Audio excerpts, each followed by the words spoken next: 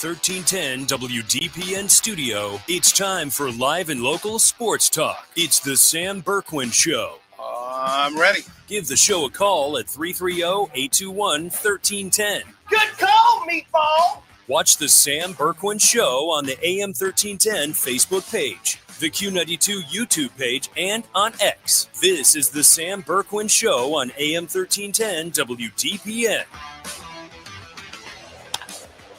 High fly ball, deep right field. Carroll back. He's out of room. It's out of here. Brian Rocchio's power surge continues. But he got it ball and just juiced it to deep right field. Way out of here. Second home run of the year for C.J. Cavis. Ground ball up the middle. This should do it. Around third. Here comes Tovar. Ball game over. Vernabella's won it. The Rockies 4, the Dodgers 3. And a high fly ball to deep right center field. He did it again. Off the facing of the second deck. Second home run of the night for Bryce. Has been dramatic. Sweeney, power to the pull side. Trey Sweeney is leaving. 3-run homer for the Demon Barber of shortstop, and it's 9-0.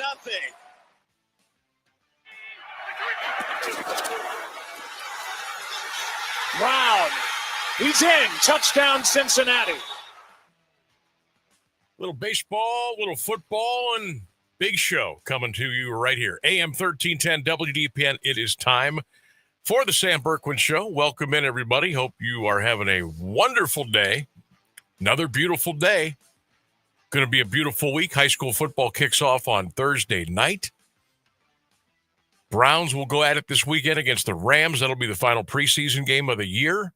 The Guardians are in action out west. They got a huge win last night against the Arizona Diamondbacks. I know most of you were probably asleep, but Guards, they played well. Now, they didn't hit the heck out of it, but they pitched it really well last night, and they got a good win. 64-60 now. 3 games out of that wild card spot in the East. How about this? Yankees, Red Sox, Mariners, all playing 540 baseball. They're all in. 68-56, 68-58, I should say. Boston, Seattle, the Yanks are 67 up, 57 down. And there's the Guards. And there's the Royals right behind Cleveland. Game 2 tonight in the desert. And then one more tomorrow, and then it's off to the next stop on the road trip. Phone lines are open, by the way, 330-821-1310, 330-821-1310. You can always text the show at 330-924-7088. You can watch and listen on the Q92 radio page on YouTube. And, of course, you can watch and listen to us Monday through Friday right here, right now, AM 1310 WDPN Facebook page and our text page as well. Sam Bourquin here. Ryan Rainsberg on the other side of the glass. We'll with you until 6 o'clock tonight. So we'll talk a little Guards. Don't forget Bob Nightengale, outstanding baseball writer for USA Today, will be joining us at 4:35 this afternoon. Browns depth chart was released late yesterday afternoon, early evening. We'll tell you what the quarterback room looks like. Colts named their QB1 today. Some surprised, some not. High school football kicks off in 2 more days. 2 more days. And boy, is it going to be a beautiful night Thursday. On our sister station, Q92, 92.5 FM, we've got Canton Central Catholic taking on the Perry Panthers. And then on our Q92 Radio Sports Network, our stream, we will have Fairless and Sandy Valley. Both games will kick off at 7. Both pre-games begin at 6:30. Hope you're ready for some good football Thursday night. We're ready. Also, on this day in sports history coming up at 5:27. And, of course, our poll question today. I have a feeling this is going to be a fairly one-sided poll, but I wanted to put it out there because I have this funny feeling that at some point it's going to happen. And that is London hosting a Super Bowl. And Raj and the suits and the moneymakers are already sitting around the table talking about the possibility of London hosting a Super Bowl. I can't stand that idea. Most of you can't stand it either. And a lot of you have given some pretty good reasons why not. But that's our poll question today. The NFL discussing the idea of hosting a Super Bowl in London. Good idea, bad idea. Let us know on our social media platforms, and you can also give us a ring at 330-821-1310. There has been a couple funny responses. Sam, since the Browns won't be playing in a Super Bowl in my lifetime, I have no problem with it. And then I got to thinking, well, maybe this is something we won't ever have to worry about. But like if you're and I don't know when this would happen. We're we sitting here in 2025. I don't know when the first year they would try to pull this heist off. But let's just say you're like a Chiefs fan. I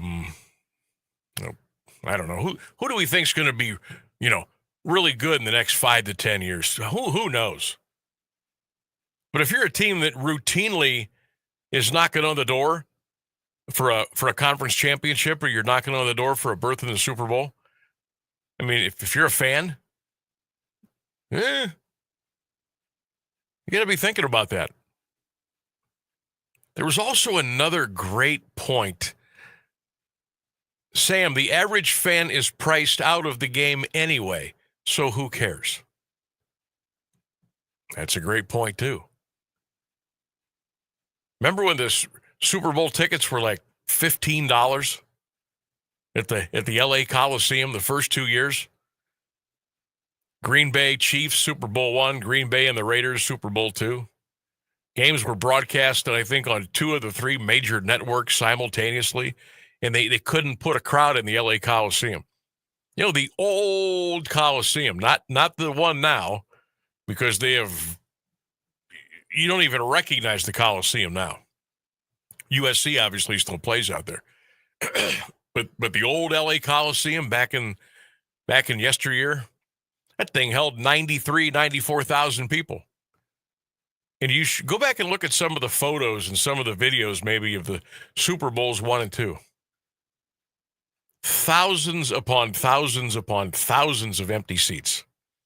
And they were basically giving tickets away. They couldn't get anybody to go.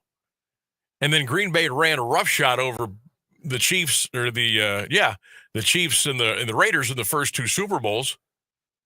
And then the NFL, well, they knew they had a little bit of a problem. So they had to figure things out. So then they had Super Bowl III. And Joe Namath guaranteed the victory, being a 19-point underdog. And miraculously, the winds of change. And the Colts turned the ball over 5 times. Couldn't even score 5 or 6 times they got down inside the 20-yard line. Interceptions, fumbles, all kind of nonsense. And lo and behold, the New York Jets win the game. Can still see Joe Namath running off the field, holding up his number 1 finger as he goes to the locker room. Miraculous day, greatest sporting event ever. Y'all bought into that, didn't you? Well, guess what? Because of that, then we got the merger. And then the NFL is turned into the biggest, fattest, nastiest cash cow that there is. And now you got to take out your mortgage to buy a ticket to a Super Bowl. Not kidding. You literally have to take out a loan from your institution to go buy tickets that are face value to the Super Bowl. Never mind what people are paying on the secondary market and on, the ticket apps and things like that. So it is changed. It's come a long way. Now, how they got there, that's their business. But I certainly don't ever want to see the Super Bowl be played in London. They kind of rotated around Miami, New Orleans, LA. That's like the three major hubs that get the Super Bowl. Like that's the rotation. Now they've worked Atlanta in there a lot since they got their other brand new dome stadium a couple of years ago. Jerry World's, I think, hosted at least one, maybe two. I think the Super Bowl's out in Santa Clara this year, where the 49ers play.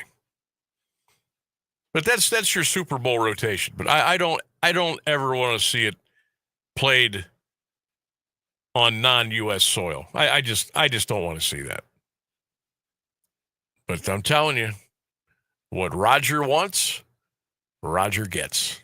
I think it's funny because I bet the Europeans don't really want it either. They don't really like American football. I think you're right. I do. They like soccer better. But the last 5 to 10 years, they've been stuffing these games out of the country down your throat. Mexico, they're playing them. Germany, they're London. They're playing them everywhere. And now I think I had a conversation with somebody this morning. I think the NFL. I think there's like 6 to 8 games that are being played out of the country now.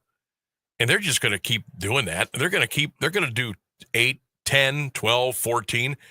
Pretty soon, you probably will see a team in London, whether it's, the Jacksonville Jaguars or some kind of a goofy expansion within the next 10, 15, 20 years. You can see where they're going. You can see where they're pushing it. But nobody wants it. Nobody wants it. But the NFL sees nothing but dollar signs. They see revenue. They see eyeballs and countries all over the universe. They see people snatching up merchandise. People that don't even know the difference between a field goal, an extra point, or a safety. But they're buying merch. And at the end of the day, that's all that really matters. You got a Bill on Facebook chiming in just to say, "You got it, Sam," with a thumbs up. So he's just here to agree with you. I mean, I just don't ever want to see that. Do you want to see a Super Bowl in London? 330-821-1310, or you can let us know on all of our social media platforms, especially Facebook and X at 1310 WDPN. You can also check out my Twitter page at Sam Bourquin 16 and on Facebook as well. I don't think anybody wants to see that. Nobody wants to see that. I'll tell you what you might want to see. We got a real cool ticket giveaway coming up here the next couple of weeks. The Black College Football Hall of Fame Classic is back in Canton at Tom Benson Hall of Fame Stadium, and it's going to be on Labor Day weekend again. This year, it will be Sunday, August the 31st at 4 o'clock. It's the Clash at the Classic. Virginia Union University will take on Miles College. And, of course, the weekend is much more than a game. It's filled with fun and tailgating, music, entertainment, and so much more. Game's also going to be broadcast on NFL Network. Well, you don't want to do that. You want to go there. You want to be there in person. You want to see the bands. You want to be a part of the atmosphere. We've got 2 tickets for you. We're going to give away a pair at 4 o'clock today. Or no, did we say 5 or 6 today? What do we come up with? We're doing it twice today. We got 4 and 5. Okay, so we're going to do a pair at 4 o'clock. A pair at 5. And we're going to do a pair at 5. All you'll have to do is be the correct caller, and you'll get the tickets. I almost gave out the wrong phone number. I'm reading the FM copy. I almost gave out the wrong number.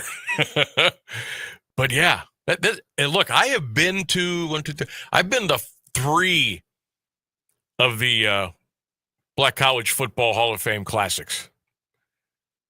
Man, you talk about, it's fun. The energy is unbelievable. I just go for the bands. Now, I don't know what the band situation is with Virginia Union and Miles College. I don't know if it's like Florida A&M or East Tennessee or Grambling or Morehouse. I don't know what the band situation is, but the band is worth the price of your ticket just to go. But just the whole energy level, and it's really fun. I had a blast. The one year, and there's probably like 12,000 people there. They had a great band show at halftime.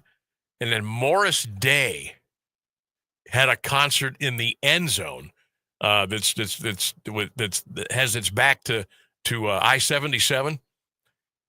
And it was like 45 minutes. I stayed for the whole concert. And then I'll never forget, within about 60 seconds of the concert ending, one of the most hellacious thunderstorms I have ever gotten stuck in my life. And this thing, like, you knew it was coming because it was a very hot, warm, and muggy day. And then the dark clouds started to kind of swirl in like the middle of the third quarter. And you knew. And then I got on my phone a couple of times, and I just went right to the radar, and I said, oh, boy. But I didn't want to leave. The game was good. I think it went down like to the last 5 minutes. I wanted to stick around for the Morris Day show, so I stayed. And, man, did I pay the price. I mean, I was beyond drenched and soaked from the storm. And it was some of the most dangerous lightning I had ever seen. I mean, I was literally afraid going back to my car. The lightning, in the rain, and the thunder, and it was brutal. But I got back to my car finally, and I didn't have to walk that far. I got to park in the lot at the McKinley High School over by the Forever Lawn Complex. That's where my parking pass was. But from the stadium to the middle of the parking lot, and I thought, oh, my God, if I'm going to get struck by, it was, you folks that went that day, you won't forget that. It was unbelievable. But the Black College Football Hall of Fame Classic at Tom Benson, Sunday, August 31st at 4 p.m. We're going to give you tickets away at 4 o'clock and 5 o'clock here on the Sam Bourquin Show, 1310 WDPM. Let's take a break, and we'll come back. Lots to get into, and we'll do that when we return on the Sam Bourquin Show, 1310 WDPM. Did you know that in Stark County, there are over 750 active 4-H members? Hi, I'm Cora Wines, the 2024 Stark County Fair Queen, and I raise sheep, swine, chickens, and dairy feeders.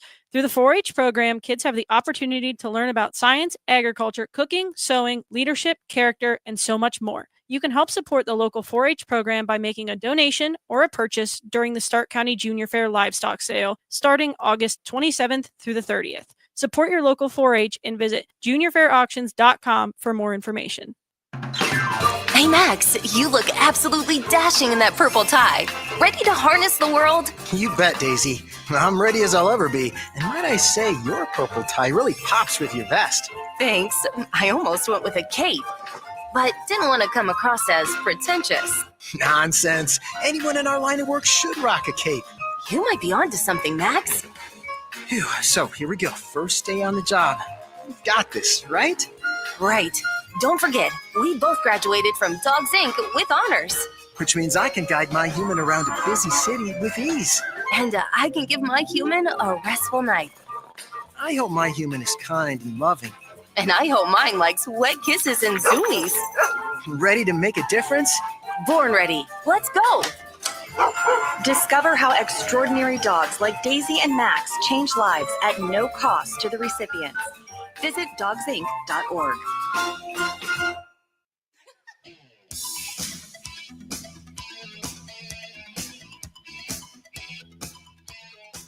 All right, we got about 3 minutes till we get to the bottom of the hour. Just looking at some stuff on Facebook here and comments on the poll question. Good idea or bad idea? A Super Bowl being hosted in London. Tim, bad idea. American football played in America. That's the Super Bowl. Jim says, terrible idea. Mary, bad idea. American football. Super Bowl should be played in the good old USA. Cole on Facebook says, Browns suck. Move them to London. Come on, Cole. Behave. I'm telling you, the Jacksonville Jaguars are going to be in London. And I think it's going to happen in our lifetime. Which, it stinks because they do go to games down in Jacksonville. I mean, they do. They've done a lot of stuff to their stadium. Now, when they're not playing well, okay, the tickets are readily available. But here's what you notice, the NFL, they've been shoving Jacksonville down your throat in London for the last, 5, 8, 10 years? Every year they're over there. Some years they've gone twice a year. It's like they're just setting you up. They're just setting you up. Tony says, bad idea, Sam. Starting to get annoyed at what all the NFL is doing as far as going abroad. How about doing some things here in the good old USA? Spice things up a bit. And I don't want to hear it's about money. Not like they don't have enough money here. Great point. Tony the Roofer. Great point. John says, bad idea. Mike says, why not? Dave says, no way. Nope. Forget it.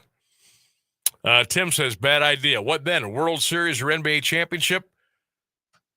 Those are 2 weeks, and the fans of participating teams absolutely will get robbed. And people don't like it. I kind of had a feeling, but I just wanted to throw it out there. Because I'm sure there's some that, that would be cool to go to London. No, I don't think so. But friends, I think it might happen. Might happen someday. I don't know. All right, we'll take a break. News and weather coming up here at the bottom of the hour. Don't forget, 4:35 today, we'll talk some baseball, guards and MLB. We'll talk with Bob Nightengale, outstanding baseball writer for USA Today. That's at 4:35, and we'll get into the Browns and some high school football as well. Stay with us, everybody. Much more to come.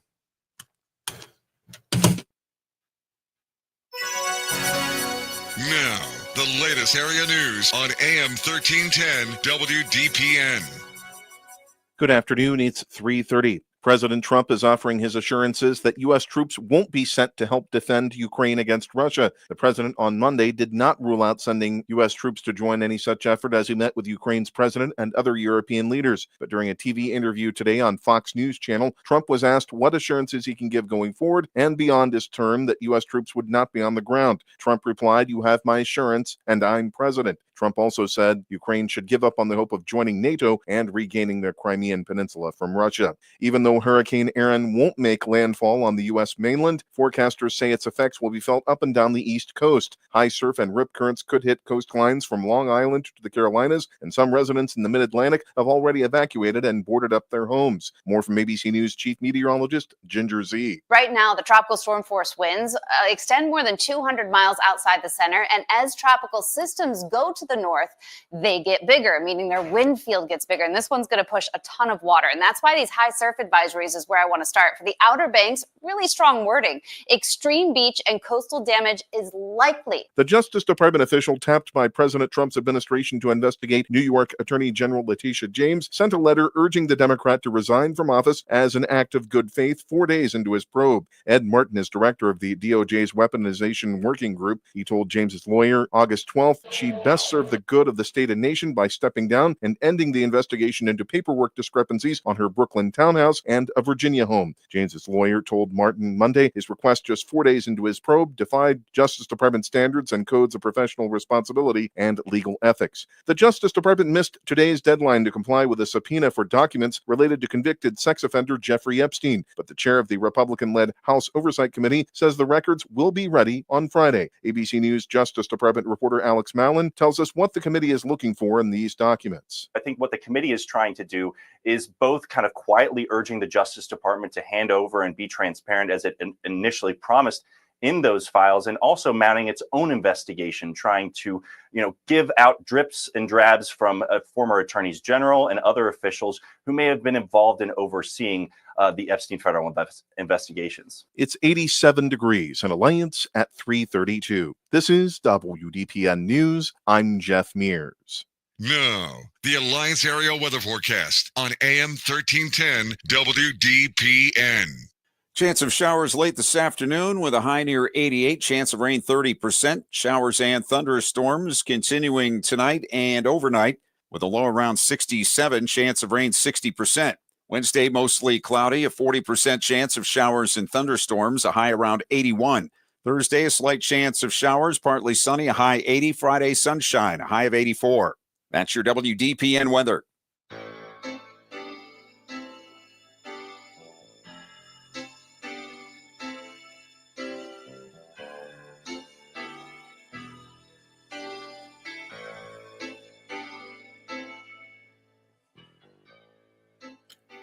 AM 1310 WDPN. Welcome back to the Sam Bourquin Show. It is about 3:34 here. 330-821-1310 is our number. You can text the show anytime at 330-924-7088.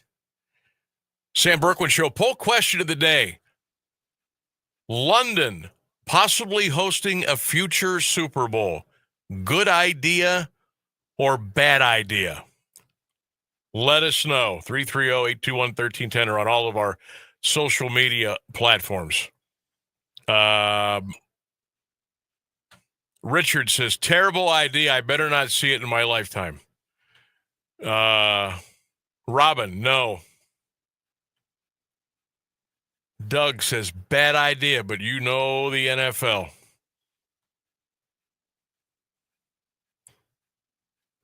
Dennis, bad idea. This is America's game. Jim, it's America's game. If they move it, I'm done. Mark says bad. Super Bowl should be played in America, period. This is nonsense. Tony C says, boo. Steve says, why would they even want to do that? Money. Diane says, dumb.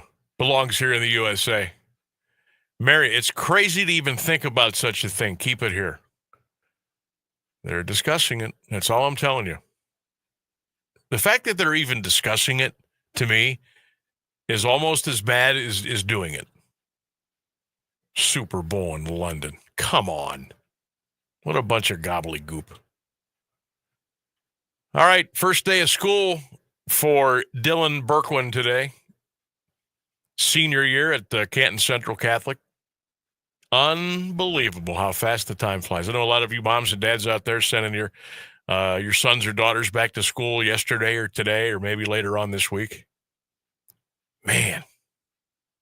Crazy. It is absolutely crazy how fast. And I know. You hear this every year. But when it becomes reality that it's the senior year, you're like, man, where did grades 1 through 8 go?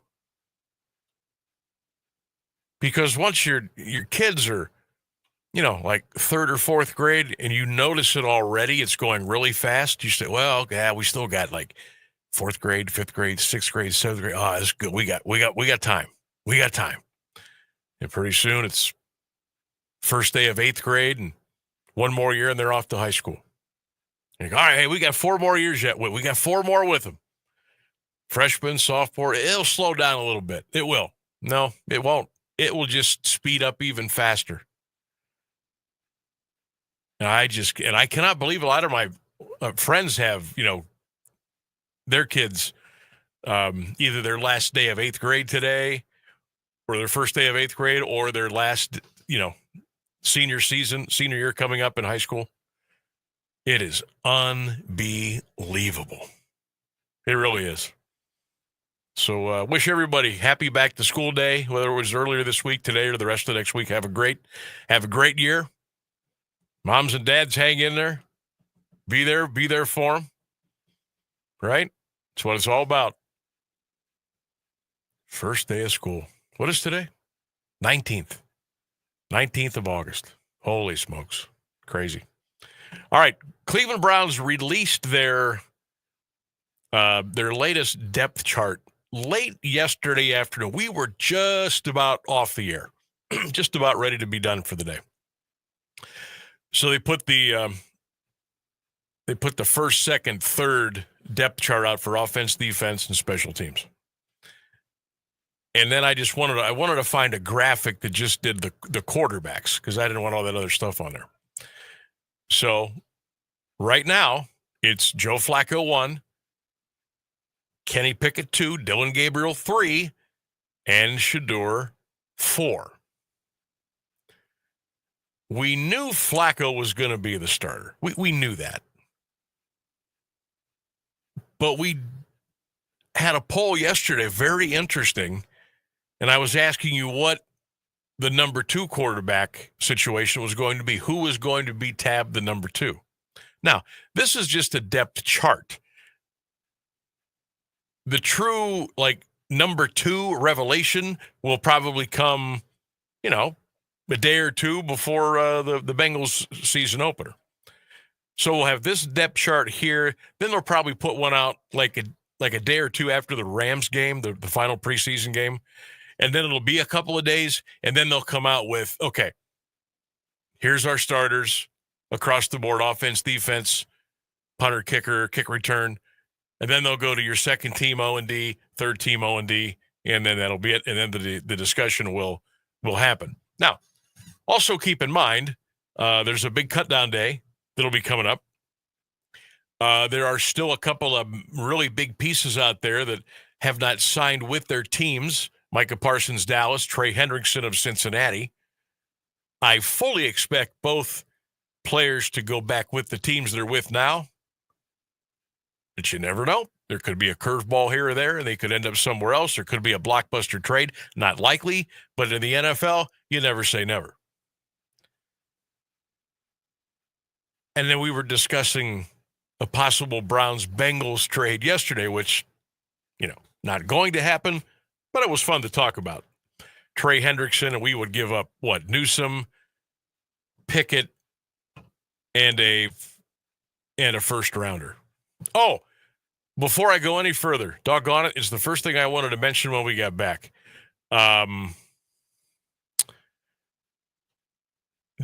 Ward got hurt today.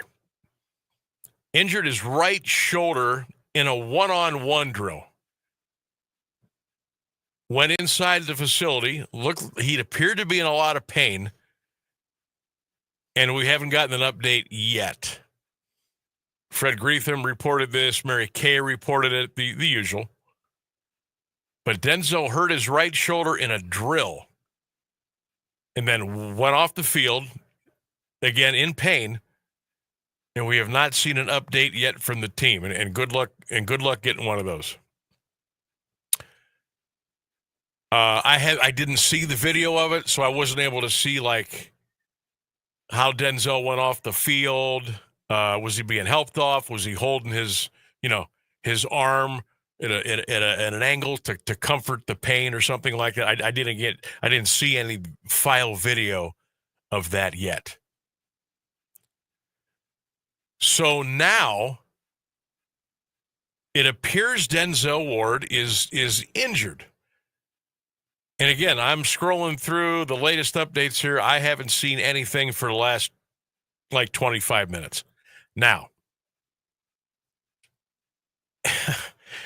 it really, at this point, and God love him, I interviewed Denzel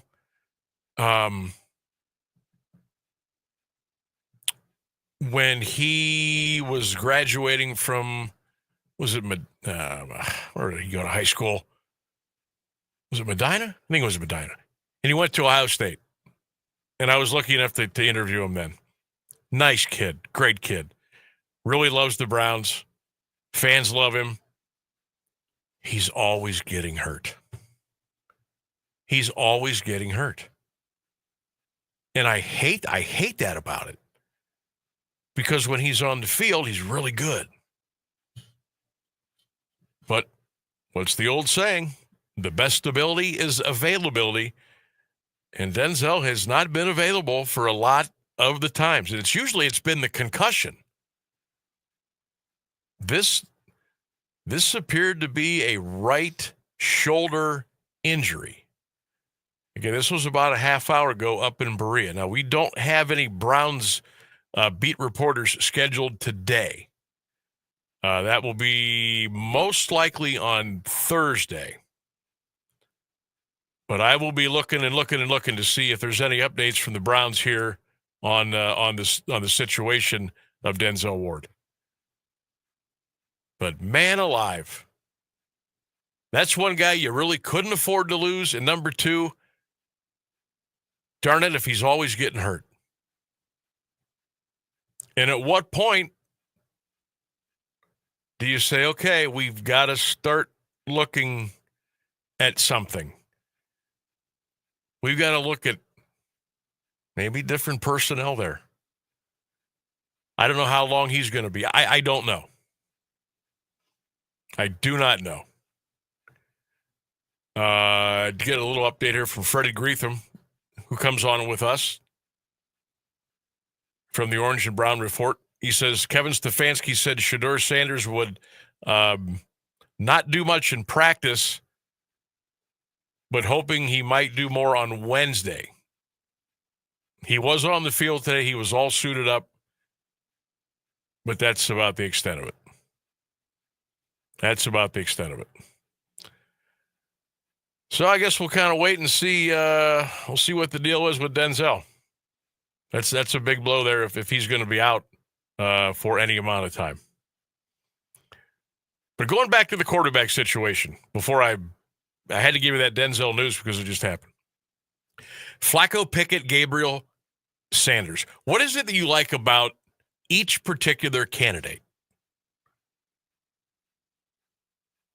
And right away, like, the adjectives come quickly for me. For Joe, Kenny, Dylan, and Shedeur. Joe Flacco, pro. He's a pro. Why wouldn't you want him? Kenny Pickett, tough. I think Kenny Pickett's tough. A doggone hamstring giving him problems, but I think Kenny Pickett's a tough cookie. Dylan Gabriel, cerebral. Shedeur, magic. That's the first four words that come to mind when I want to describe Flacco, Pickett, Gabriel, and Shedeur. And I'm looking right now at this chart, and I'm seeing how they've got them stacked, 1 through 4.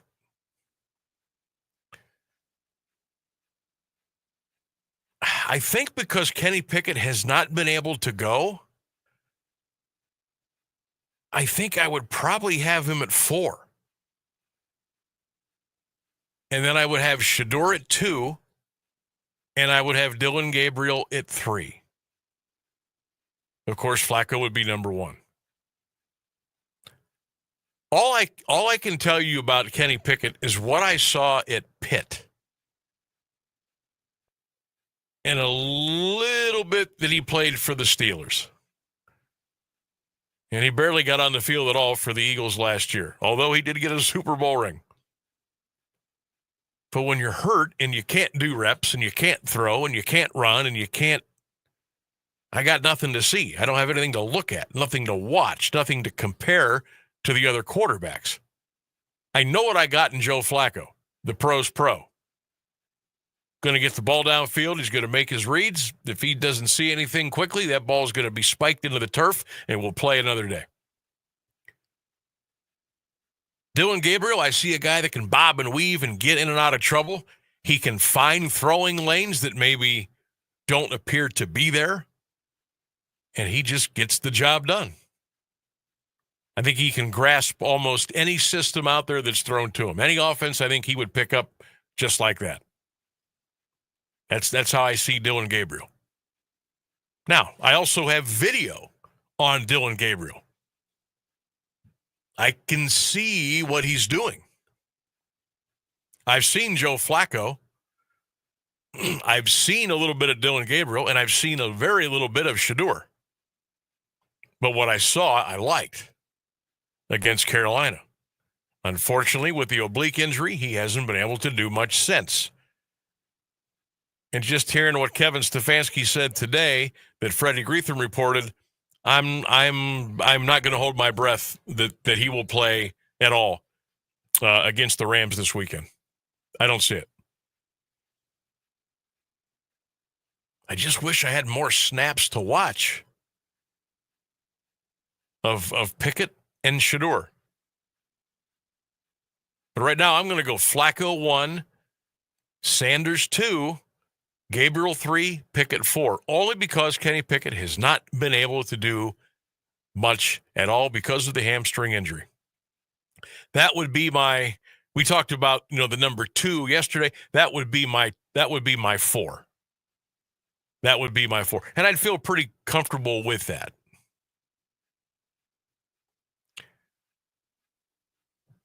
But man, I wonder what Stefanski thinks. I wonder what Barry thinks. I wonder what Jimmy thinks. Who's the guy that doesn't come into the office ever? Paul DePodesta. I'm sure he throws his ideas in the ring. Obviously, they were very high on Pickett. Snapped him up first in the free agent area. And then they picked Dylan Gabriel in the 3rd round. So they're telling you by the way they drafted and the free agent moves that they made in the order that they did them, they are telling you that's their depth chart. That's what they're basing this on. Because you know how the Cleveland Browns, they love to what? Collaborate.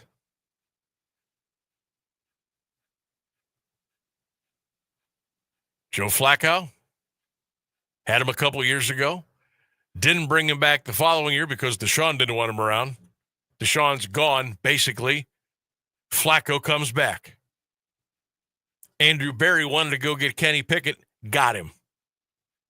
Then here comes the draft. Gabriel, 3rd round. Shedeur, 5th round. Of course, they've had to get Huntley, but he's not going to be around. So that's the 4 you're looking at. But I'm kind of curious, to give me one word to describe each quarterback in the Derby here. No, I shouldn't say Derby. Give me a comment, an adjective to describe each quarterback in the quarterback room. How's that? How would you describe Joe? How would you describe Kenny, Dylan, and Shedeur? 330-821-1310, 330-821-1310. You can also let us know on our Q92 radio page on YouTube. And you can text 330-924-7088. I gave you mine. Joe Flacco, pro. Kenny Pickett, tough. Dylan Gabriel, cerebral. Shedeur Sanders, magic. That's my 4. What's yours? 330-821-1310. Let's take a break. 9 minutes until the top of the hour. We'll be back with more of the Sam Bourquin Show right here. AM 1310 WDPN. Looking to beautify your home with all the colors of the season? DeHaas Flowers Greenhouse and Landscaping has 32,000 square feet of greenhouses filled with blooming and beautiful flats of annuals and perennials. So you'll find everything you can imagine and more. Their hanging baskets are overflowing with splendor, plus they have a huge selection of all your favorite hardy vegetable plants. In DeHaas Nursery, you'll find thousands of trees and shrubs on 1.5 acres. And right now, the rhododendrons are blooming beautifully in lush and novel colors. The vibrant blooms of the easy-to-maintain knockout roses will knock you out. DeHaas decorative bird baths, statues, and pottery will add the perfect accent to your landscape. Just a mile south of State Street on the corner of Beach and Beechwood is a wonderland of color. That's DeHaas Flowers, Greenhouse, and Landscaping in Alliance. Music and intelligence for your life. No matter what anybody tells you, words and ideas can change the world. I'm John Tesh, and we couldn't be happier about bringing you intelligence for your life every day. We have a room full of researchers gathering the information and ideas you need to make your life simpler and better, and to make you the smartest person in the room.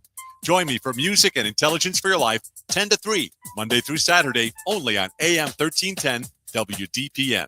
You heard it on the John Tesh Radio Show. This place has a pulse. You hear it in the canopy, feel it in the ground. Life, fully illuminated, engulfs you. From the birds singing in the treetops above to the tiniest insects in the soil below, you take a deep, cleansing breath, filling your lungs with the essence of the forest. Now, imagine it's all gone. Healthy, life-giving forests reduced to nothing. No singing birds, no lush canopy, and water and food in short supply around the world. Time is running out to protect our forests, and without our love, they can and will disappear. It's our choice. Love it or lose it. Help protect our forests. Visit World Wildlife Fund at wwf.org/love.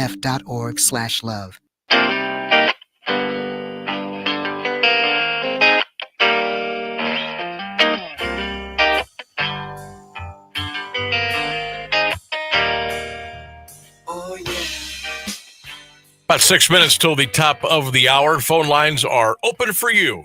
330-821-1310. It is the Sam Bourquin Show. How are you doing, everybody? Good to be with you on this Tuesday. A couple of more days. It'll be high school football coming up on our sister station, Q92.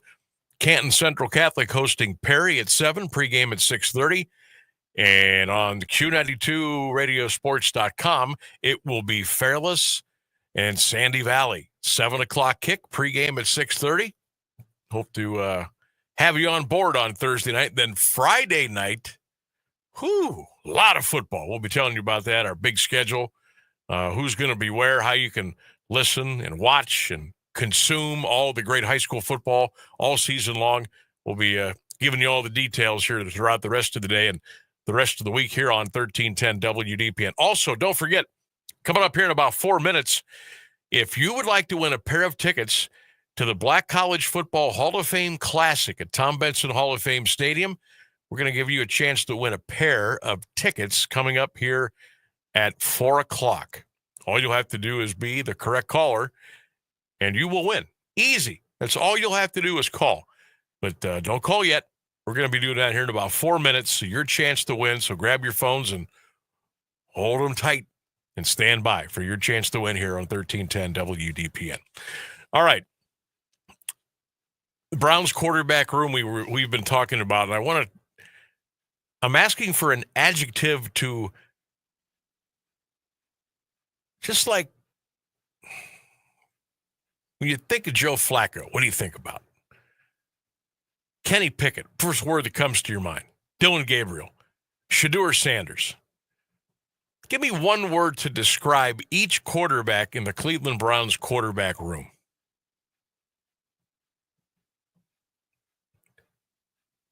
And I got to tell you, folks, I'm looking at this right now, and I'm gonna say this with one thing in mind, and this is with the assumption that Kenny Pickett gets on the field for the final preseason game, and let's just say he does okay. Remember, the third preseason game used to be like, the dress rehearsal. And then the fourth preseason game was pretty much garbage. It was just a throwaway. Well, see, it's not the case now because with only 3 preseason games, the second game is like that quote-unquote dress rehearsal. Now, I still think you're going to have some teams that will play maybe the majority of their starters, maybe a quarter, but that would be about it. I watched just very little of the Bengals and Commanders last night. I'm going to tell you what. If I was a Cincinnati Bengals fan watching that game last night, and I was watching Joe Burrow out there, I'd have been going out of my mind. He put himself in positions last night. I swear his head was going to come off. And the way he was being tackled and brought to the ground, I could just see an ankle going the wrong way, a knee getting bent. I was like, get him out of the game. And I'm not a Bengal fan. I like Joe Burrow. But I was just, and Washington was like, they were like trying to play regular season aggressive defense and just get him to the ground at all costs. And I was like, man, you need to get him out of there. So I'm interested to see what some of these teams do for the third preseason game. Play your starters a series or two, a quarter. But I bet you some won't even put their guys out there at all. But if Pickett gets on the field and looks decent, then Gabriel goes in, and I'm not going to assume Shadour's going to be on the field. I think this depth chart now in the quarterback room, this is what you're going to have going in. Flacco, Pickett, Gabriel, Sanders. I think that's what it's going to look like. We'll see. Time will tell. Okay, here we go. Your chance to win a pair of tickets to the Black College Football Hall of Fame Classic at Tom Benson Stadium coming up Labor Day weekend, Sunday, August the 31st. The game kicks off at 4 p.m. It's the Clash of the Classic. Miles College against Virginia Union University.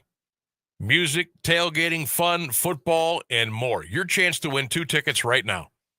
Be caller number 1 at 330-821-1310. 330-821-1310. First caller gets a pair of tickets to go see the Black College Football Hall of Fame Classic on Sunday, August the 31st at Tom Benson Hall of Fame Stadium. Caller 1 gets the tickets. 330-821-1310. Good luck from everybody here at the Sam Bourquin Show and 1310 WDPN. Stay with us. An important part of the Alliance community since 1953. You're listening to AM 1310, WDPN Alliance. ABC News, I'm Michelle Franzen. On the heels of the summit in Alaska between President Trump and Russia's Vladimir Putin and the president's White House talks with Ukrainian President Zelensky and European leaders on a peace plan, Russia carried out fresh attacks in Ukraine. ABC's Ian Panel is in Kyiv. 270 drones and 10 missiles fired overnight and this morning, hitting 16 different towns and cities across the country. Here, smoke billowing over the Ukrainian city of Kremenchuk today. The city's mayor reporting dozens of explosions, with Russia again targeting energy and transport facilities. The White House says it's reviewing the ceasefire proposal that Hamas agreed to, outlined by Qatar and Egypt. Israel's prime minister now demanding all remaining hostages be released at once. John Deere is slashing 238 jobs from facilities in Illinois and Iowa. The farming equipment maker blaming the sluggish ad economy, leading to fewer orders. Hurricane Erin moving north in the Atlantic off the U.S., but still creating dangerous surf and rip currents. This is ABC News. Protect your home and auto by bundling them with Progressive, and you'll have a little less to worry about. But we know you'll find other things to worry about. Like that text you just got from your boss. Hey, call me when you get a sec. Hey, call me when you get a sec. Hey, call me when you get a sec. Oh, hey, call me when you get a sec. Yeah, this is bad. Oh, well, at least you protected your home and auto with Progressive, so you don't have to worry about that. Progressive Casualty Insurance Company affiliates and other insurers not available in all states. If Twisted Tea Hard Iced Tea was your best friend, it would be the kind of friend that starts an impromptu dance party in the supermarket aisle that turns into an all-day pool party rager at your place, and you don't even own a pool. Twisted Tea Hard Iced Tea turns any day into a legendary adventure. It's smooth and refreshing real iced tea with just the right kick of alcohol. Twisted Tea Hard Iced Tea. Keep it twisted. Twisted Tea Brewing Company, Cincinnati, Ohio. Now, the latest Alliance area news from Jeff Mears on AM 1310 WDPN. Good afternoon. It's 4:02. Additional mosquitoes tested positive for West Nile virus. That's according to the Canton Health Department, which says there were 13 more positives at 11 locations as of the week of August 4th. 10 are repeat locations, while one is new. No human cases of West Nile have been reported. The overall number of positives is 45 at 20 separate locations. The figure may increase because the Ohio Department of Health has not tested all samples submitted by the City Health Department earlier this month. A Canton man is the subject of a search by U.S. Marshals. 41-year-old Corey Cotton is wanted on warrants charging him with kidnapping and domestic violence. He is black, 6'2", and weighs about 235 pounds. Cotton is also known to frequent the Cleveland and Columbus areas. He is accused of pointing a gun at his girlfriend and threatening to kill her in January 2024. Cotton and the 31-year-old woman had a child together. A reward is being offered for information leading to Cotton's arrest. Anyone who knows of his whereabouts is asked to call the Northern Ohio Violent Fugitive Task Force at 1-866-4-WANTED or submit a tip online. Alliance Municipal Court is getting a software upgrade. City Council Monday approved legislation allowing Clerk of Court Mary Ann Carper to contract with JusticeWare to purchase court case management system software for no more than $31,250. Finance Committee Chairman Ed Lonis says the current system and the new software will be in use simultaneously. The new system will be fully operational in January 2027. It will allow for filing of civil and criminal cases. Council also approved an ordinance to transfer any non-productive city-owned parcels to the land bank. Criminal charges have been filed against a woman who left a dog in a hot car in Hartville. Police say the canine, which was left in the vehicle without water or ventilation for more than an hour, died July 28th. The 49-year-old Canton woman is charged with cruelty to animals and falsification. She is free on bond and is scheduled for arraignment tomorrow. Louisville City Council Monday approved additional funding for street paving. WDPN's David Schur reports. North Star Asphalt will install nearly $1 million of paving in the city this year. $774,000 will be used on city streets, while $256,000 will be paid to pave the Metzger Park parking lot. An additional $100,000 will be transferred from the general fund to the paving fund, bringing the total to $996,980. Council also awarded a $267,750 contract to CCI Commercial Construction to renovate restrooms at Aljancic Park, and they learned that the income tax revenues are running 4.9% ahead of July 31, 2024. North Canton Mayor Matthew Stroya will appoint his successor on council. Lawmakers did not make a recommendation when Council President Stephanie Warren called for nominations Monday. They previously interviewed 8 candidates to serve the remainder of Stroya's term as an at-large member, which ends this year. Under the city's charter, the mayor can appoint a replacement to council if members don't select someone within 30 days of the vacancy. That period ends August 24th. Stroya resigned last month to become mayor. A Lisbon man will be tried November 18th for killing his ex-wife. 51-year-old William Long appeared Monday in Columbiana County Common Pleas Court for a status hearing. A final status hearing is set for November 3rd. Long is charged with aggravated murder and weapons charges. They stem from the November 2023 slaying of 50-year-old Michelle Long. The Latonia High School teacher was discovered shot to death in her car outside her Cary Road home in Butler Township. William Long faces up to life in prison without the possibility of parole if convicted. A boy has admitted to his involvement in a fatal shooting in Youngstown. 14-year-old Willie Wilkes pleaded guilty today to a reduced charge of involuntary manslaughter in Mahoning County Juvenile Court. Judge Teresa Delick sentenced him to 1 year in a Department of Youth Services facility. Wilkes was given credit for time served. After his release, he will remain on parole until he is 21. Wilkes was scheduled to stand trial today. He was originally charged with murder in the March 23rd slaying of 19-year-old Keandre Lewis, who was found shot inside a Rhoda Avenue home. A woman was arrested Friday morning in Youngstown and her home deemed unsafe for habitation. Police called to a South Avenue convenience store about 2 unattended children, found a 2 to 3-year-old. A witness said an 18-month-old was taken from the scene by a male juvenile. An officer driving on East Dewey Avenue was flagged down by a woman who said her son was missing. WFMJ-TV reports police and children's services saw deplorable living conditions when they did a walkthrough of her home. 27-year-old Melissa Canos was charged with 5 counts of child endangering. 14 people lived in the house, including 10 children. All the children were placed with other family members. The children's grandparent and the mother of the second child at the gas station were also charged. The Ohio Supreme Court has ruled that a former Austintown man was not eligible for early release from prison. Daniel Staffrey was convicted of sexually and physically assaulting his ex-wife while holding her against her will in 1995. He was sentenced to 15 to 50 years behind bars the following year. Justices determined that a Mahoning County trial court and the 7th District Court of Appeals wrongfully allowed Staffrey to be released. He was granted judicial release in 2023 after judges concluded the definition of eligible offender had expanded in 2011 to include inmates serving indefinite sentences. The Supreme Court remanded the case to the trial court and ordered it to deny Staffrey's request for release. It's 88 degrees in Alliance at 4:07. This is the local edition of WDPN News. The forecast is next, a service of Canterbury Villa of Alliance. I'm Jeff Mears. This WDPN weather is brought to you by Canterbury Villa of Alliance, where your loved ones become family. Schedule a free visit today by calling 330-821-4000. Afternoon forecast calling for chance of showers, mainly late, mostly sunny otherwise, a high near 88 degrees. Tonight, showers and thunderstorms likely, a low 67, chance of rain 60%. For Wednesday, a 40% chance of showers and thunderstorms, otherwise mostly cloudy, a high of 81. Thursday, a 20% chance of showers with a high near 80 degrees. That's your WDPN weather.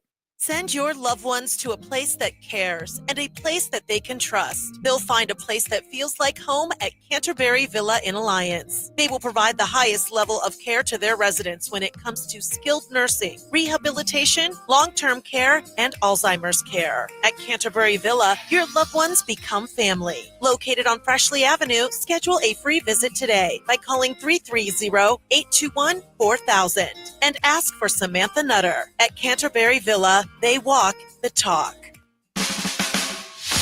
Live from the AM 1310 WDPN studio, it's time for live and local sports talk. It's the Sam Bourquin Show. I'm ready. Give the show a call at 330-821-1310. Good call, meatball. Watch the Sam Bourquin Show on the AM 1310 Facebook page, the Q92 YouTube page, and on X. This is the Sam Bourquin Show on AM 1310 WDPN.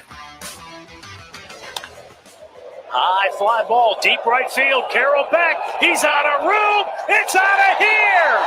Brian Rocchio's power surge continues. But he got it ball and just juiced it to deep right field. Way out of here. Second home run of the year for C.J. Cavis. Ground ball up the middle. This should do it. Around third. Here comes Tobar. Ball game over. Bernabell has won it. The Rockies 4, the Dodgers 3. And a high fly ball to deep right center field. He did it again. Off the facing of the second deck. Second home run of the night for Bryce. Has been dramatic. Sweeney, power to the pull side. Trey Sweeney is leaving. 3-run homer for the Demon Barber of shortstop, and it's 9-0.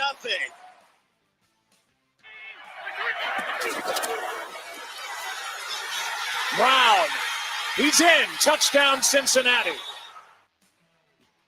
Welcome into hour 2 of the Sam Bourquin Show right here on AM 1310 WDPN.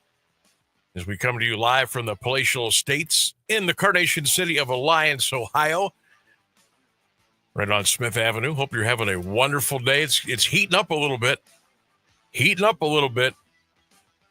But the temperature's going to be really comfortable, I think, here. Starting Thursday afternoon, it's going to be perfect weather for high school football. Doubleheader Thursday to kick off the season. All along the Q92 Radio Sports Network. 6:30 pregame, Perry, Central Catholic, Thursday night. 7 o'clock kick on Q92 Radio. 6:30 pregame, 7 o'clock kickoff. Fairless and Sandy Valley on Q92radiosports.com. Here we go, ladies and gentlemen. It's time to put the ball in the air for the 2025 high school football season. Who you got this year? Who you got? We're going to do, let's see here. I think maybe tomorrow we'll give you a little sneak peek on the poll question of the day. We'll do a little Stark County top 5. Who do you think the top 5 are? We'll do that tomorrow. All right, and then Thursday, of course, we'll have 2 football games coming to you Thursday night, and then 7 big games for you on Friday between right here at AM 1310 WDPN and the Q92 Radio Sports Network. We're one big football fam. You got to love it. And we love doing it too. We can't wait. Yeah, we'll do a little Stark County top 5 tomorrow. We'll pick your brain, get you going. My man Antonio Hall is going to be joining us tomorrow at 5:35. Antonio will be with us every Wednesday throughout the high school football season. We'll break down the weekend's coming games. We'll look at some players, and we'll get his insight, okay? So Antonio Hall, one of the new members of the Q92 sports team, will be with us tomorrow, 5:35 here on the Sam Bourquin Show, 1310 WDPN. So we'll have some fun tomorrow, getting the high school action, getting it ready to roll.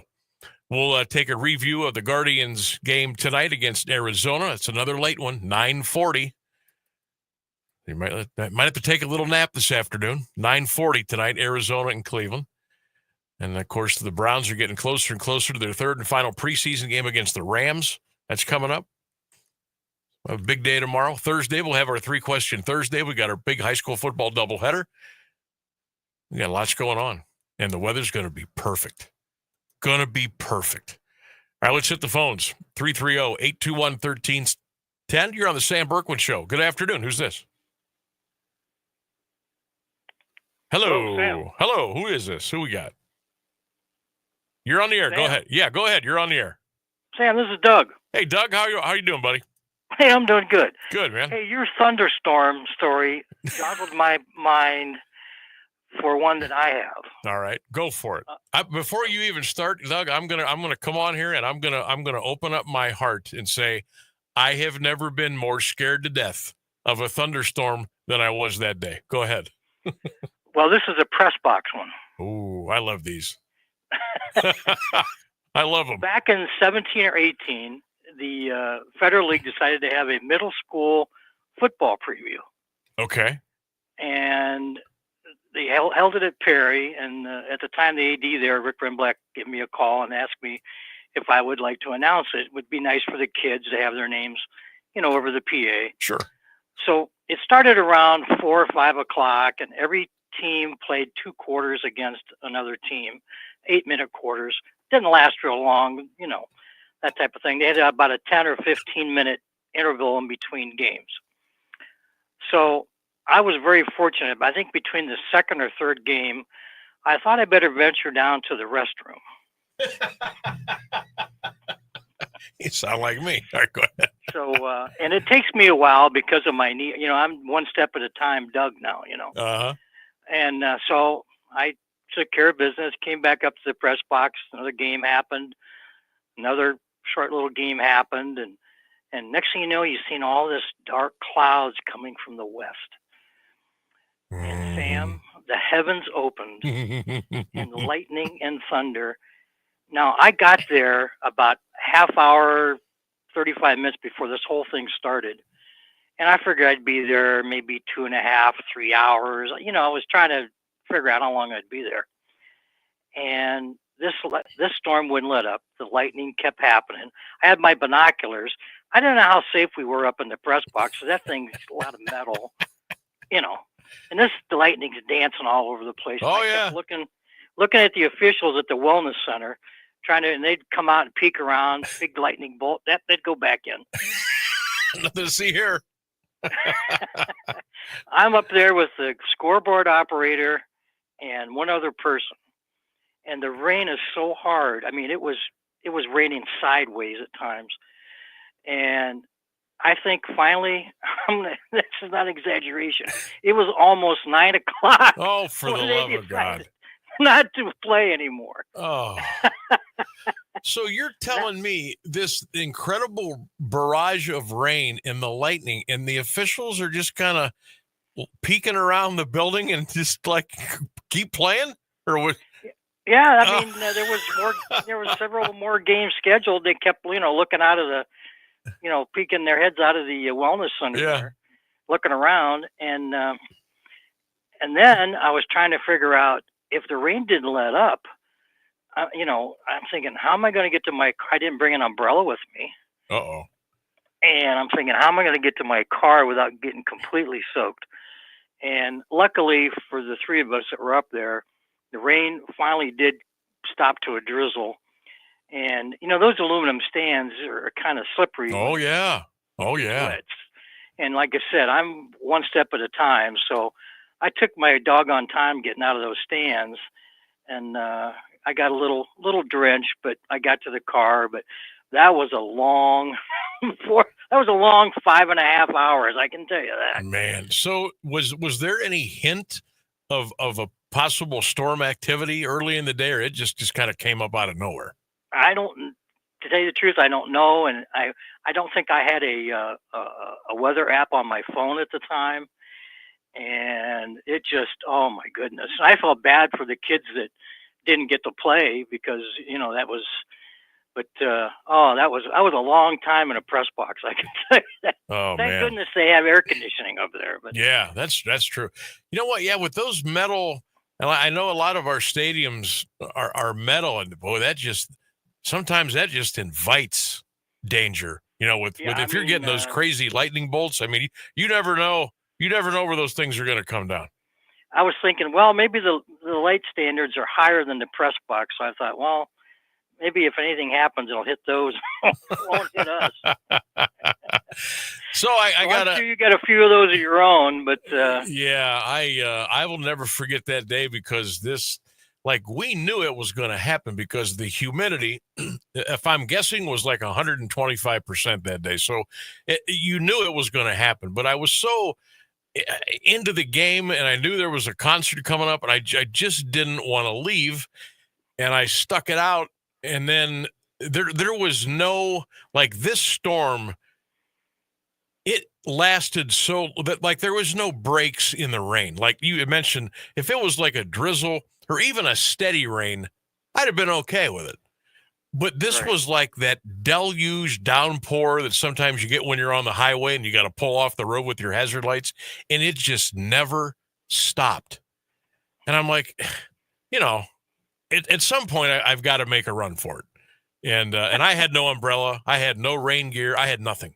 I had my backpack, and that was it. I had my phone. But running is definitely not in my vocabulary. I don't know if I half ran, half skipped, galloped. I don't know what I did, but I was like, my car seats the next morning were completely drenched because I was just a big bucket of water was all I was. Oh. I'll never forget that ever. All right, Sam. Hey, good talking to you. Hey, you're going to be at the game Thursday? I will be there. All right. Going to be a beautiful night. I think it's going to be a great night for high school football.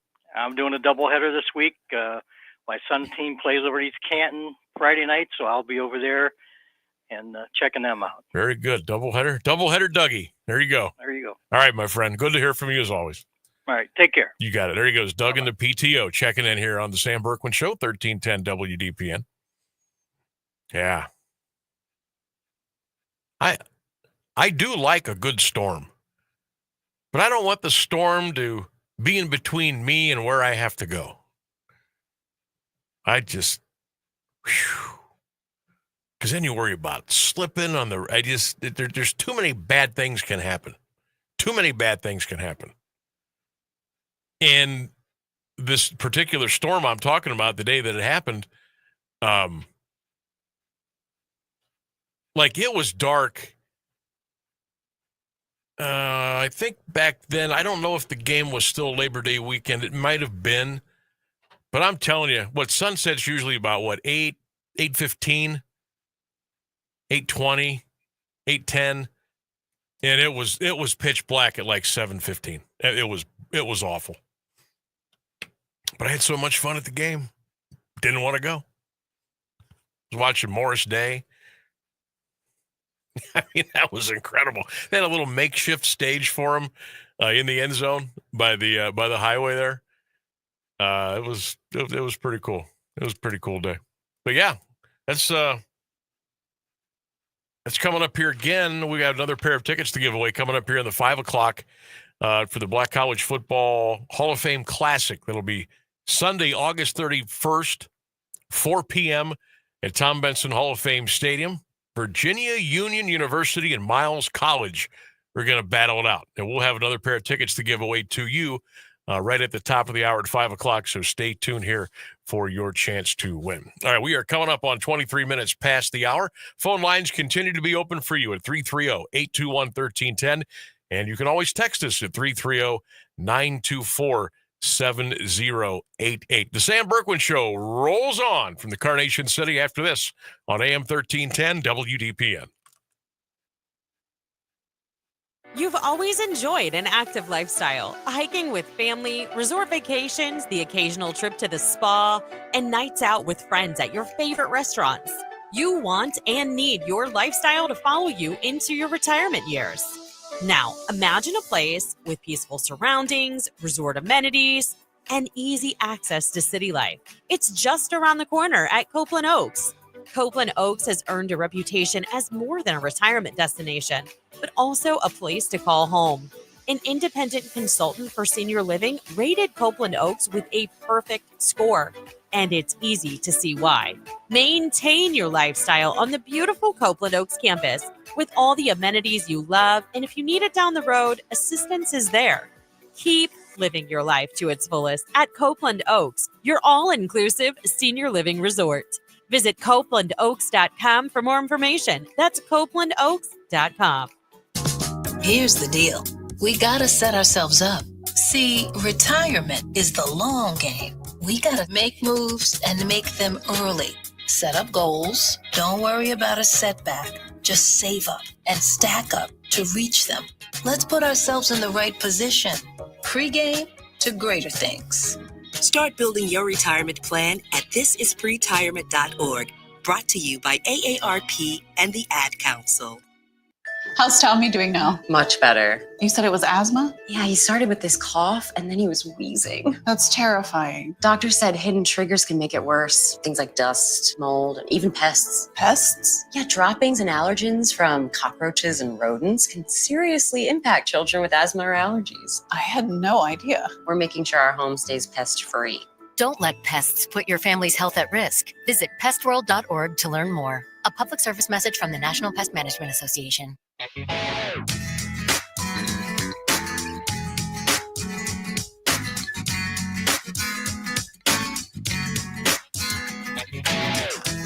it's over, that's the time I fall in love. Don't forget, we're going to be talking some baseball, a little MLB, a little Guardians. 4:35 today from USA Today. Bob Nightengale is going to join us here on the program. Guardians at 64-60 now on the season after they picked up a nice win last night against Arizona. We didn't crush the ball last night by any means, but our pitching was really, really good last night. And it was, I got to tell you, the Diamondbacks obviously are not having a very good year. Now, they have made some runs the last couple of years. They got a World Series to their credit. But last night might have been like as dead of an atmosphere as I have ever seen at that stadium. It's a pretty big ballpark. I think it holds around 48,000. I think it's Chase Field, I think they call it out in there in Phoenix. And it was dead. Like there was no atmosphere at all. I mean, they're not a horrible team. They're 60-66. Now, unfortunately, they're in the same division with the San Diego Padres and the Los Angeles Dodgers. So when you're 60-66, you're pretty much out of it a couple of months into the season. But the big rig was dealing last night. Gavin Williams, 5 of the third innings, 4 hits, no runs, struck out 5 and walked 2. Now, we only had 5 hits last night. 5. Picked up a run in the second, 2 in the fifth. You heard both the home runs in our show open. C.J. Kapis went deep and Brian Rocchio went deep. That was pretty much it. What's the kid from Arizona? Zach Gallen. He wasn't bad. He wasn't bad. Let me check oh, my God. No wonder it was so bad. No wonder it was so quiet. 16,815. That's all that showed up last night at Chase Field. That explains. It was a bad atmosphere, really. It was hard to watch. It was just very quiet. So for those of you that missed it last night, a 9:40 game, I think it was about 2.5 hours. So it was midnight. It was a little after midnight when they finished up. And we'll do it again tonight. Game 2. Tanner Bybee on the mound tonight for the Guardians. 9 up, 9 down on a 4.54 earned run average. The total is 8.5 tonight. The Diamondbacks are actually a small favorite on the money line tonight. They're minus 125. And then tomorrow, it's a 3:40 first pitch. Cantillo gets the call tomorrow afternoon for Cleveland. So we'll be able to wrap up last night's game, and then they'll be playing during our show tomorrow. So we'll be able to give you updates all afternoon tomorrow on the Guards and the Snakes out there in Arizona. And then it looks like Thursday, the Guardians are off. And then Friday, they get to go to Arlington to take on the Texas Rangers in Game 1 of a 3-game weekend series. Now, the Rangers, let me pull up their paperwork here. They are 62-64 right now. They're third in the West. I don't think. Do they have a shot at the wild card here? Yeah, they do. I mean, it's a long shot, but they're 6 games out of that third spot. So not likely, but they've still got some stuff to play for. So we'll finish up in Arizona. Game tonight, game tomorrow afternoon, day off Thursday, and then they'll be in Arlington to take on the Rangers Friday, Saturday, and Sunday. Coming into the day today, Detroit was 74-53, 8.5 over the Guards. Houston, 69-56, a game and a half over Seattle in the West. And, boy, the Blue Jays are just really playing well. They're 5 over the Yankees and 5 over the Red Sox in the American League East. Well, we'll be talking to USA Today baseball writer Bob Nightengale coming up here at 4:35 on the Sam Bourquin Show, 1310 WDPN. We'll take a break. News and weather is coming up. Stay with us.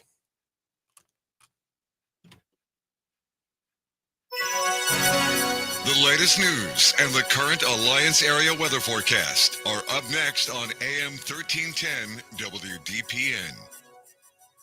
Good afternoon. It's 4:30. Both President Trump and Ukrainian President Vladimir Zelensky were striking optimistic notes following Monday's summit at the White House between them and other European leaders. The Kremlin also said they would be open to the possibility of a follow-up meeting, but nothing has been decided. Russia continued its drone attacks on Ukraine Monday as the meeting at the White House was going on. The U.S. is weighing what type of security it can offer Ukraine in partnership with Europe. ABC News White House correspondent Karen Travers has the latest. President Trump wasn't specific when he spoke about the U.S. contributing to Ukraine's security after the war, but the White House today indicated that could come through air support. Press Secretary Caroline Leavitt didn't rule out U.S. pilots or aircraft being involved, supporting Ukrainian and European forces.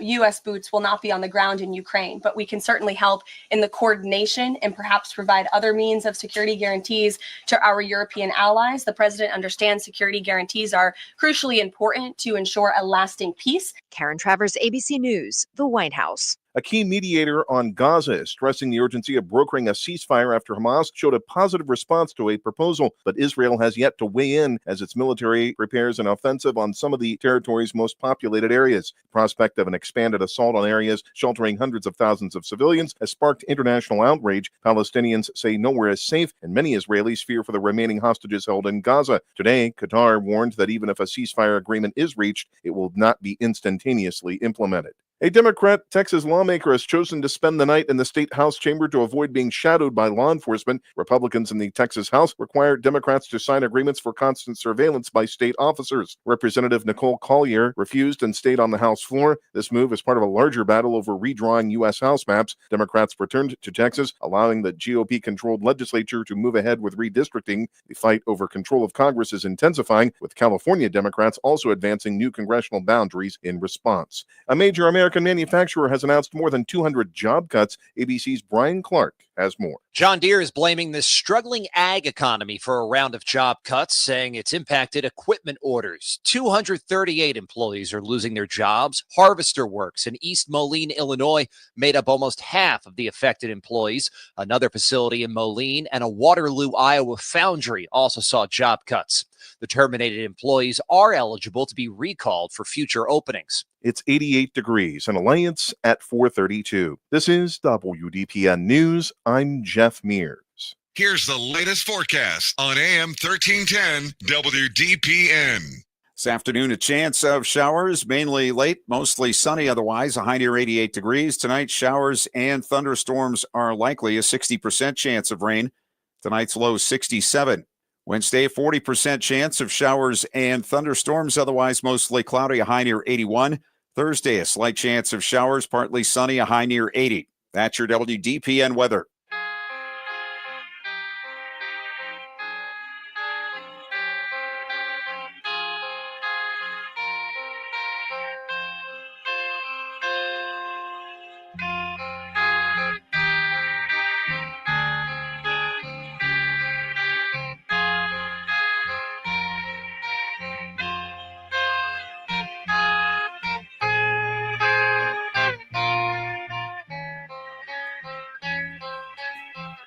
Welcome back to the Sam Bourquin Show. Coming up here in a couple of minutes, we're going to check in with Bob Nightengale, outstanding baseball writer for USA Today Sports. Guardians and Arizona tonight, game 2 of that series. I'll tell you what, though, and we will talk Guardians, but Bob is a national guy, so we want to kind of go around the league a little bit. Holy smokes, the Milwaukee Brewers. I mean, how good are they? How good is that team? They're like 31, 32 games over the 500 mark. They've had a 12-game win streak, a 15-game win streak. I mean, I know it's the regular season. I know. You know why I know? Because we have a basketball team about 60 miles to the north that had a 15-game winning streak and a 12-game winning streak and a 12-game winning streak, and we got bounced in the playoffs. So I am well familiar with how the regular season goes.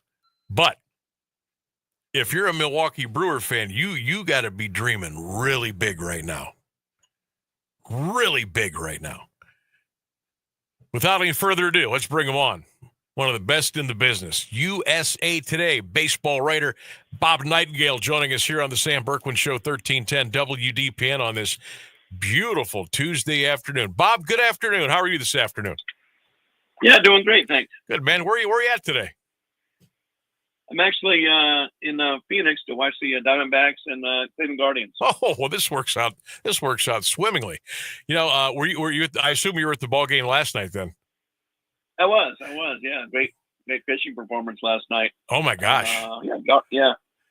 I got to tell you, I was watching back here in Ohio, and it almost sounded like the game was being played in church last night. I mean, what was there? They announced about 16,000. Oh my gosh, Bob, I couldn't take it. Yeah, there must have maybe 7,000 people in the stands, like the old days at the Cleveland Muni. Right. That's all I can think about. I'm like, boy, you could hear individual conversations last night over the TV. It was incredible.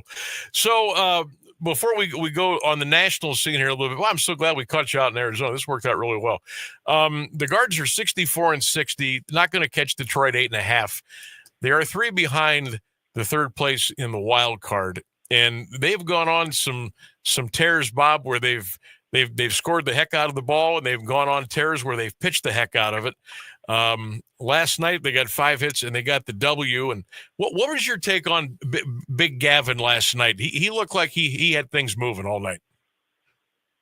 Yeah, he really did. Just had the curveball working, and yeah, I mean, he gave the Diamondbacks hits.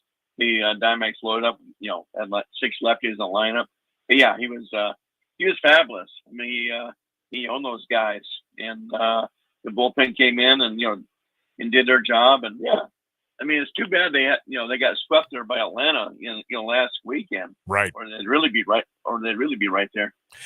What is your take moving forward, Bob, with this Guardians bullpen now that Clase is officially out of the picture? Obviously Ortiz is gone now too, as far as eating innings as a starter. Some of these guys are going to have to kind of carry the burden a little bit. Do you think they might wear down the last month, or do you think they've got another gear that they can still keep these playoff hopes alive? I think they keep them alive. I mean, it's tough. Now you got to beat Seattle is an excellent team. The Yankees, the Red Sox. I think Seattle ends up winning that division, so maybe it'd be easier to overtake Houston with the struggles they've had.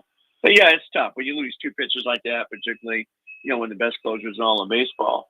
It's tough to overcome that. But kudos to them as far as not giving up and really kind of shrugging their shoulders, like, okay, we'll be fine without them. Bob, have you heard anything? Has there been any information out there about the latest on that MLB investigation? I know that the Ohio Casino Commission has kind of gotten involved back here closer to home with that MLB investigation. Have you heard anything? It's been really quiet the last couple of weeks. Yeah, they always keep it quiet, that type of thing. I mean, their suspension runs out, or their lead runs out August 31st. Because of the severity of the charges, I would think it would continue through the regular season. You're talking about, the discipline's pretty simple. If you're guilty, you're banned for life. Oh, you're gone. Right. Or their baseball. So I think that's why they'll take their time with this. I'd be shocked if there's any decision until the off season. Bob Nightengale is our guest, outstanding baseball writer, longtime baseball writer for USA Today Sports. Check him out on all of your favorite social media platforms. So Tanner Bybee's going to go tonight for the Guardians, Bob. He's 9-9, a 4.54 earned run average. He hasn't been horrible, but he hasn't been great. When you see Tanner Bybee, you look at his numbers. What are your expectations for him, not only tonight, but moving forward? Because he's kind of looked upon as maybe the ace of this staff, and he's kind of running in mud right now. Yeah, just with those things. I mean, I know the Diamondback, Zach Gallen was supposed to be that guy, and he's kind of struggled all year. But you're right. I mean, the expectations are high for Bybee. You expected him to do more than this. We'll see. Maybe he turns it on here the last, 5-6 weeks. But yeah, for them to have any chance for playoffs, you need him to pitch lights out the rest of the year. Greatest story in baseball, in my mind, is the Milwaukee Brewers and what they're doing and how they're doing it. 30-plus games over 500. Disappointing playoffs a year ago. The Mets got them. But, man, they can do no wrong, Bob. A couple of ridiculously long winning streaks. What has been the key for them all season long? Yeah, they used to do the little things. I mean, a lot of the things that, the Guardians weren't always known for. But just they don't beat themselves, play great defense, scrappy baseball, put a lot of pressure on the opposition. They lead the major leagues in scoring unearned runs. So they take advantage of those mistakes. But I think they force the mistakes too, just with their scrappy style of play. It's refreshing to watch. And I agree. I think it's the best story in baseball. Yeah, they are fun. They pack that place. Doesn't matter what time, what day. They get after it there. Obviously, I'd like to see the Guardians do something, but I tell you what, if I have to adopt the team, it's going to be the Milwaukee Brewers here for the rest of the year. In the East, Toronto seems to have things covered. Yanks and Red Sox are both 5 games behind the Jays in the division. Does either one of those teams have enough to catch them, or are they just looking at the wild card? I think they're looking at the wild card, and I think both those teams are too flawed. And the Blue Jays, we've been talking about the Blue Jays for years. It's like they've always kind of underachieved. They're kind of like in Seattle. like every year, okay, here comes Seattle. They don't even make the playoffs. So I think same thing here is that, they got some stars, and finally their big stars are playing like it. So, it'll be fun to watch. I mean, I'm sure TV ratings nightmare with the Brewers and Toronto Blue Jays. So rings don't count in the U.S. The Tigers, we've talked about them a little bit this year, Bob, on the program, and I think they've got some flaws too, but they are 21 games over 500, and they got Tarek Skubal, and they got some seasoned guys, and they got some youth too. I really like Dylan Dingler behind the plate. He's a local kid, played his high school ball here, then went to Ohio State. How far can the Tigers make a run this year? Well, about a month ago, you would have thought, okay, this team could go all the way, at least to the World Series. I thought they were definitely the best team in the American League, and then all their warts kind of started showing up. Started playing sloppy baseball. Even Skubal hasn't been the Skubal mold, so they should still be fine. But they're certainly, they certainly have blemishes. There's one of those teams that you can see them get to a World Series, or you can see them also get knocked out the first round. Get them hard to predict with a young team like that. In the West, Houston and Seattle going to grind it out. Mariners are a game and a half behind the Stros. They got Carlos Correa back about a week or 10 days ago. I don't know if they thought maybe he was the missing piece that would really put them over the top, but I got to believe you think this is going to go right down to the wire, right? Yeah. The Astros have been blown out a lot lately. You wonder about their pitching. Their pitching is kind of, turned upside down here. They got Correa because the third baseman, Paredes went down. They're not getting that production from the outfield like they hoped. So struggling more than they should.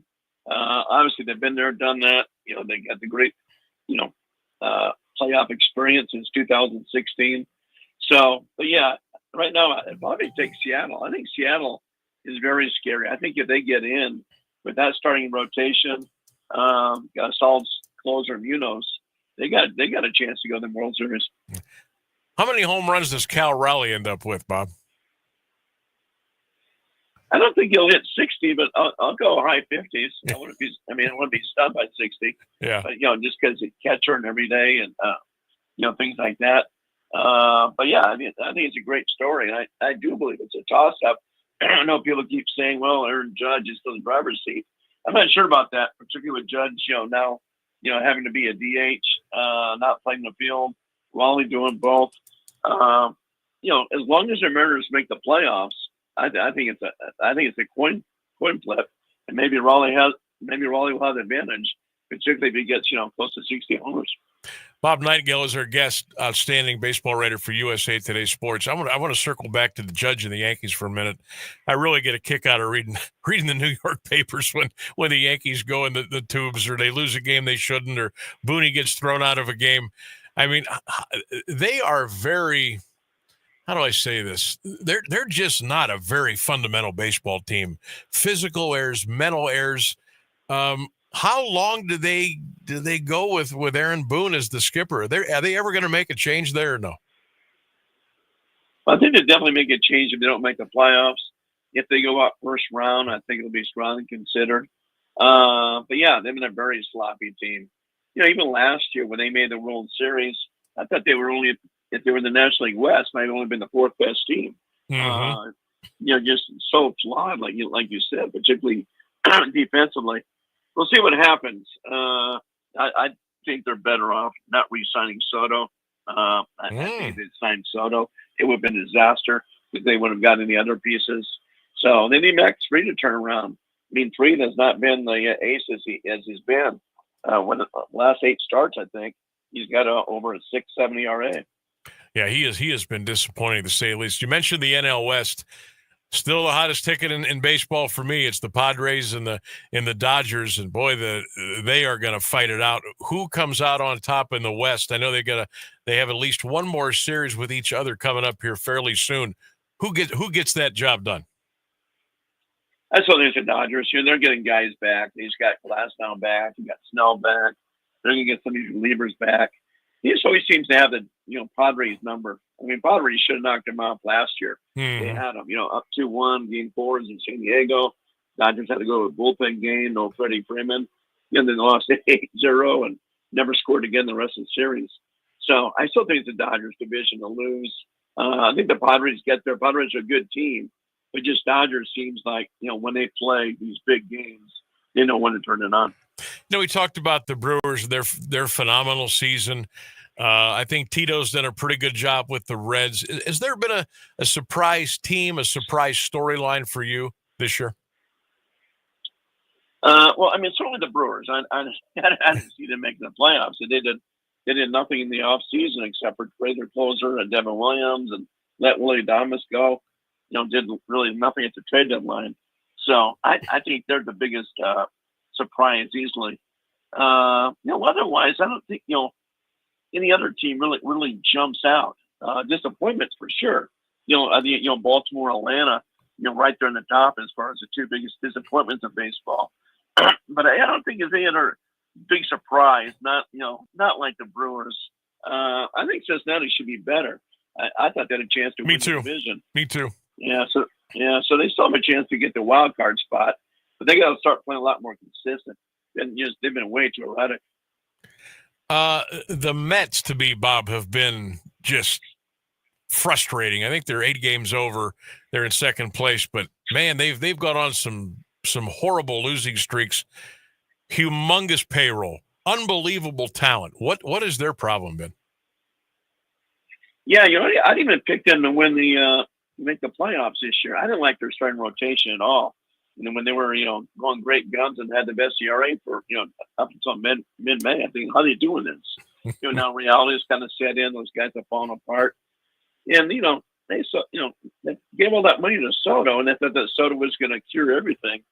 Well, out west, when he was with the Padres for a year and a half, he did nothing for that team. They couldn't wait to get rid of him. You're right. And so I think maybe last year with the Yankees was a little bit of a mirage.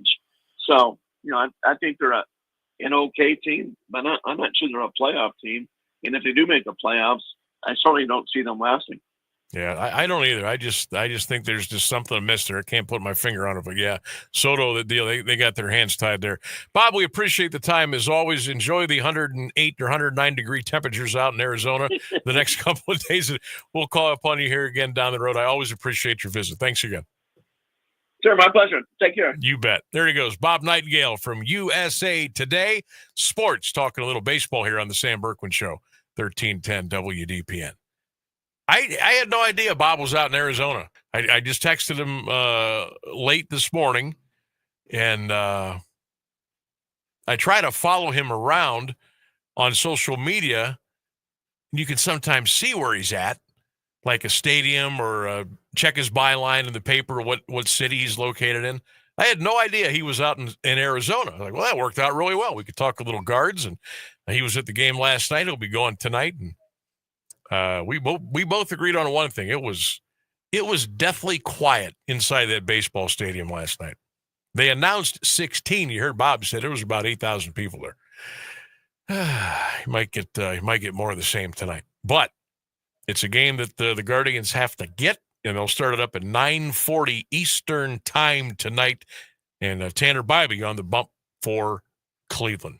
We will step away. We have 10 minutes until the top of the hour. Phone lines are open. You want to talk a little baseball, a little MLB, little Guards? What do you got for us? 330-821-1310. Text line is open too at 330-924-7088. Back with more on 1310 WDPN.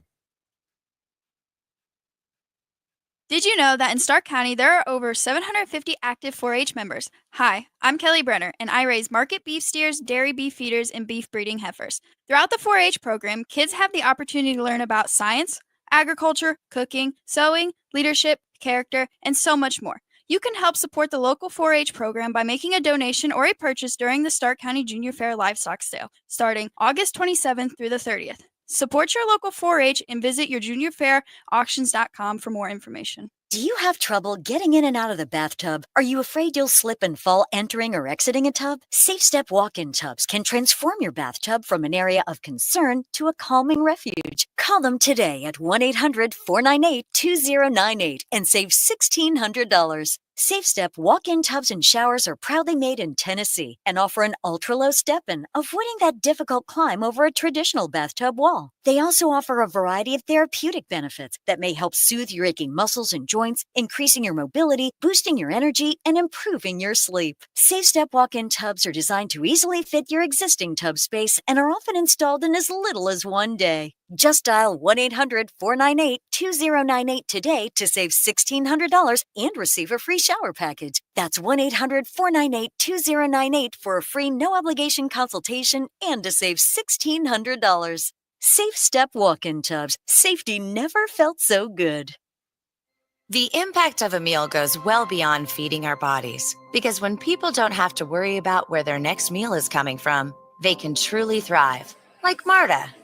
And now we'll hear from our class valedictorian, who with our hard work never ceases to amaze us. Please welcome Marta Moreno.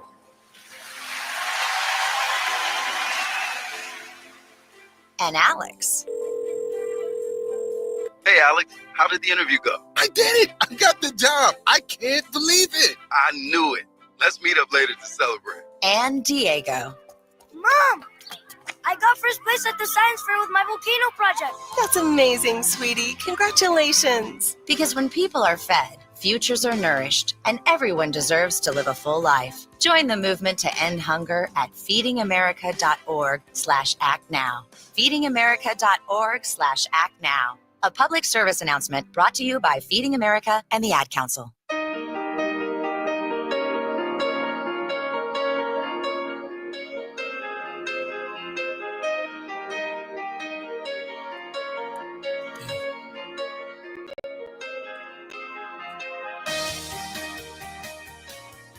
I want to thank Bob Nightengale from the USA Today Sports baseball writer for joining us on the show today.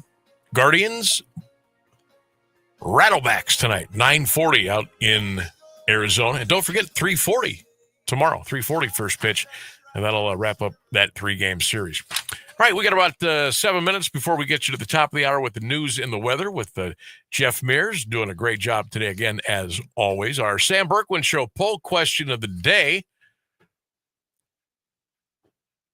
Apparently, there will be discussions about the NFL having a Super Bowl in London. Real simple question today. Good idea or bad idea? London hosting a Super Bowl. Good or bad? 330-821-1310. Give us your comments. Drop those in the comment box on all of our social media platforms, on the Q92 radio page on YouTube, on WDPN Facebook, and the WDPN Twitter or X page. You know, it's funny. I'm pretty sure, aren't we hosting the World Cup coming up either this year or like next year? For soccer? We're hosting the Olympics. I know we're hosting the Olympics. In 28, is it? In LA? Yeah, something like that. But the World Cup, that's a good, I think so. So I'm kind of curious how all the soccer people in Europe feel about the World Cup being here. I'm going to look that up to be sure, but I'm pretty sure that's happening. The World Cup was in what, Qatar? The last time? Maybe. I think it might be in the United States. We'll have to ask our friend Google. I'm going to go do that right now. During the break. Because, I know the Olympics are going to be in LA in 28, but if we got the World Cup coming here at some point, that'll be a lot of fun too. All right, a couple of news and notes around the sports world today. The Indianapolis Colts have named Daniel Jones as their starting quarterback. He had been in training camp competition with Anthony Richardson, who started 11 games last year. I'll never, ever understand the infatuation with Anthony Richardson. I didn't think he was very good at Florida. I didn't think he was very good at Florida. And he's not been very good in the NFL. I think this kid's done. I think he's a bust. I do. Jones and Richardson have both gotten snaps in the preseason games. Jones, 17 of 32 for 245. Richardson, 8 for 14 for 94. Now, remember the Colts signed Jones on a one-year deal in March after he was benched and then cut by the Giants last November. Now, he did spend the rest of the 24 season with the Vikings, but he never got on the field. Good old Danny Dimes. I don't think he's the greatest thing in the world. Anthony Richardson, what in the world were the Colts thinking? Drafting him that high in the NFL. What did they see? Look, I'm not a scout. I'm not a pro player personnel director guy. But I watched enough of the University of Florida. I said, this kid is not going to play in the NFL. He is not going to make it. And I don't think he's going to. They just kept saying raw talent, well, at some point you got to know what you're doing out there. And he got hurt too early in his career. And I just don't think he's ever going to cut it. I really don't. NBA news today. Rick Carlisle has agreed to a multi-year extension with the Indiana Pacers. Wow, Rick Carlisle is 65. Didn't think he was that old. Remember, he took the Cavs out this year. Spanked them in the playoffs. They made their first NBA Finals appearance since 2000. Their second all-time. But eventually, they got taken out by the Oklahoma City Thunder in 7. No numbers on the deal, but he did agree to a multi-year contract extension today with the Indiana Pacers. Rick Carlisle's a darn good coach. I thought he was a good coach with Dallas, and I thought I know he's a real good coach with Indiana. Did a nice job. And then I came upon this. You see this today? Auburn is trying to catch up with Alabama in the race for claimed national championships. The story goes, the Tigers announced today it will recognize themselves as a 9-time football champion. The school had previously touted itself as a 5-time national champion, but they're no longer going to be humble, according to their athletic director, John Cohen. And I quote, "For too long, Auburn has chosen a humble approach to our program's storied history, choosing to recognize only the AP national titles," Cohen said. "Starting this fall, we have made the decision to honor the accomplishments of our deserving student athletes, coaches, and teams from Auburn's proud history." Before Tuesday, Auburn claimed titles in 1913, 57, 83, 93, and 2010. Now, they are magically adding national titles from 1910, 14, 1958, and 2004. Now, remember, the BCS existed in 2004. Auburn didn't even play in the national championship. Now, they were 12-0, but they were third in the BCS rankings behind USC and Oklahoma. So they went to the title game. Auburn did not. But now they're going to claim a national championship in a game they never played in. How SEC is that? All right, hey, who wants to go to an outstanding football game and just an overall great day of football and food and music and entertainment and tailgating? We got your tickets right here. I got 2 tickets for you right now. Call 330-821-1310. A pair of tickets to the Black College Hall of Fame Football Classic at Tom Benson Hall of Fame Stadium coming up on Sunday, August the 31st at 4 p.m. I've got 2 tickets for you. All you have to do is be the first caller. Call right now and the tickets are yours. 330-821-1310. That's 330-821-1310. Your chance to win a pair of tickets to the Black College Football Hall of Fame Classic Sunday, August the 31st at Tom Benson Stadium at 4 p.m. Tickets are yours. All you got to do is call 330-821-1310. News and weather next. Stay with us. News, weather, sports, local information, and music 24 hours a day. This is AM 1310, WDPN Alliance. A ABC News, I'm Michelle Franzen. Texas Republicans advanced a redistricting measure after State House Democrats returned from breaking quorum in protest. The GOP House Speaker announced lawmakers who left the state still face civil arrest warrants unless they agree to leave with a public safety officer. State Representative Nicole Carlier refused and says she's now locked inside the Capitol. This is a form of oppression. Even those Democratic members who signed that permission slip, they're not free. They are under or in the custody of DPS at this moment. So they are just as oppressed as I am, but they get to move outside of this building. The White House says President Trump is offering security guarantees for Ukraine. It would be in exchange for Ukraine not joining NATO, but says it won't involve U.S. troops on the ground. Stocks ended mixed today over economic concerns. Nvidia led tech losses. This is ABC News. This is an ad by BetterHelp. These days, it feels like there's advice for everything. Cold plunges, gratitude journals, screen detoxes. But how do you know what actually works for you? When the internet is overflowing with mental health and wellness content, figuring out what's helpful and what's not can feel overwhelming. That's why there's BetterHelp, the world's largest online therapy platform staffed entirely by qualified therapists. Real people, not AI. And with a 4.9-star rating from over 1.7 million client reviews, you can feel confident you're in good hands. With BetterHelp, you get support that's truly tailored to you, with flexible appointments, online sessions, and help from wherever you're most comfortable.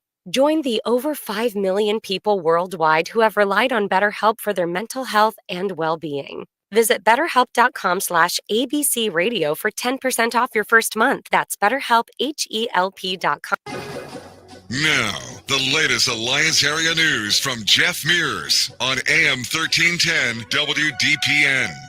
Good afternoon. It's 5:02. U.S. Marshals are searching for a Canton man wanted on warrants charging him with kidnapping and domestic violence. 41-year-old Corey Cotton allegedly pointed a gun at his girlfriend and threatened to kill her in January 2024. Cotton and the 31-year-old woman had a child together. He is black, 6'2", and weighs about 235 pounds. Cotton is also known to frequent the Cleveland and Columbus areas. Anyone with information about him is asked to call the Northern Ohio Violent Fugitive Task Force at 1-866-4-WANTED or submit a tip online. A reward is being offered for info leading to Cotton's arrest. The Canton Health Department says more mosquitoes have tested positive for West Nile virus. As of the week of August 4th, there were 13 additional positives at 11 locations. 10 are repeat locations, while 1 is new. The overall total of positives is 45 at 20 separate locations. The Ohio Department of Health has not tested all samples submitted by the City Health Department earlier this month. The numbers may increase. No human cases of West Nile have been reported. The City of Alliance is waiting for the federal government to release funds for its demolition program. Safety Service Director Mike Drager told Council Monday the Community Development Block Grant funds from the Department of Housing and Urban Development are expected to be available soon. Stark County has a program that primarily assists communities with demolition of commercial properties. It requires a local match. Work cannot be done ahead of time, and there is no reimbursement process. Another business, the repair of a sinkhole in the 14,200 block of Price Street in Lexington Township, is complete.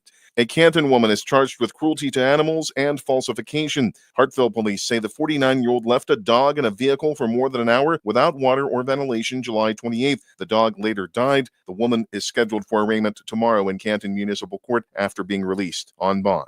North Canton City Council will not appoint a replacement for Matthew Stroya, allowing him to name his successor. Stroya resigned last month to become mayor. Council made their decision Monday. They previously interviewed 8 candidates to serve the remainder of Stroya's term as an at-large member, which ends this year. No one made a recommendation when Council President Stephanie Warren called for nominations. Under the city's charter, the mayor can appoint a replacement to council. If lawmakers fail to name someone within 30 days of the vacancy, that period ends August 24th. The trial of a Lisbon man accused of fatally shooting his ex-wife remains set for November 18th. 51-year-old William Long appeared for a status hearing Monday in Columbiana County Common Pleas Court. He's charged with aggravated murder and weapons charges in the November 2023 slaying of 50-year-old Michelle Long. She was found shot to death in her car outside her Cary Road home in Butler Township. Michelle Long was a teacher at Latonia High School. A final status hearing for William Long is slated for November 3rd. If convicted, he faces up to life in prison without the possibility of parole. The Mahoning County Coroner's Office has identified a 3-year-old boy shot and killed at a Struthers home Friday afternoon. Gianni Jackson was pronounced dead at a hospital shortly after 1 p.m. Police say the child was shot after getting a hold of an unsecured firearm in a home on Spring Street. A woman offered to drive Jackson and another man to the hospital, but stopped in a plaza near Matthews Road and South Avenue to perform CPR on him. Boardman police responded to the scene, where the boy's father said he left his gun on a dresser while using the bathroom. An autopsy was performed by the Cuyahoga County Medical Examiner, and investigation continues. A guilty plea to a reduced charge of involuntary manslaughter has been entered by a 14-year-old boy in a Youngstown shooting. Willie Wilkes made the plea today when he was scheduled to stand trial in Mahoning County Juvenile Court. He was initially charged with murder in the March 23rd killing of 19-year-old Keandre Lewis. He was found shot inside a Rhoda Avenue home. Judge Teresa Delic sentenced Wilkes to 1 year in a Department of Youth Services facility. He was given credit for time served. After his release, Wilkes will remain on parole until he is 21. A man charged in a deadly shooting in Youngstown has been found guilty in Mahoning County Common Pleas Court. A jury Monday convicted 32-year-old Akeem Hargrove of aggravated murder and murder. No sentencing date was set. Investigators said Hargrove shot 26-year-old Devin Bell at a gas station on South Avenue in December 2022. Hargrove was arrested a few days later. He rejected a plea deal in which he would have pleaded guilty to a reduced count of murder and be sentenced to 18 years to life in prison. 34-year-old Zachary Baer was also charged with aggravated murder, but a grand jury declined to indict him.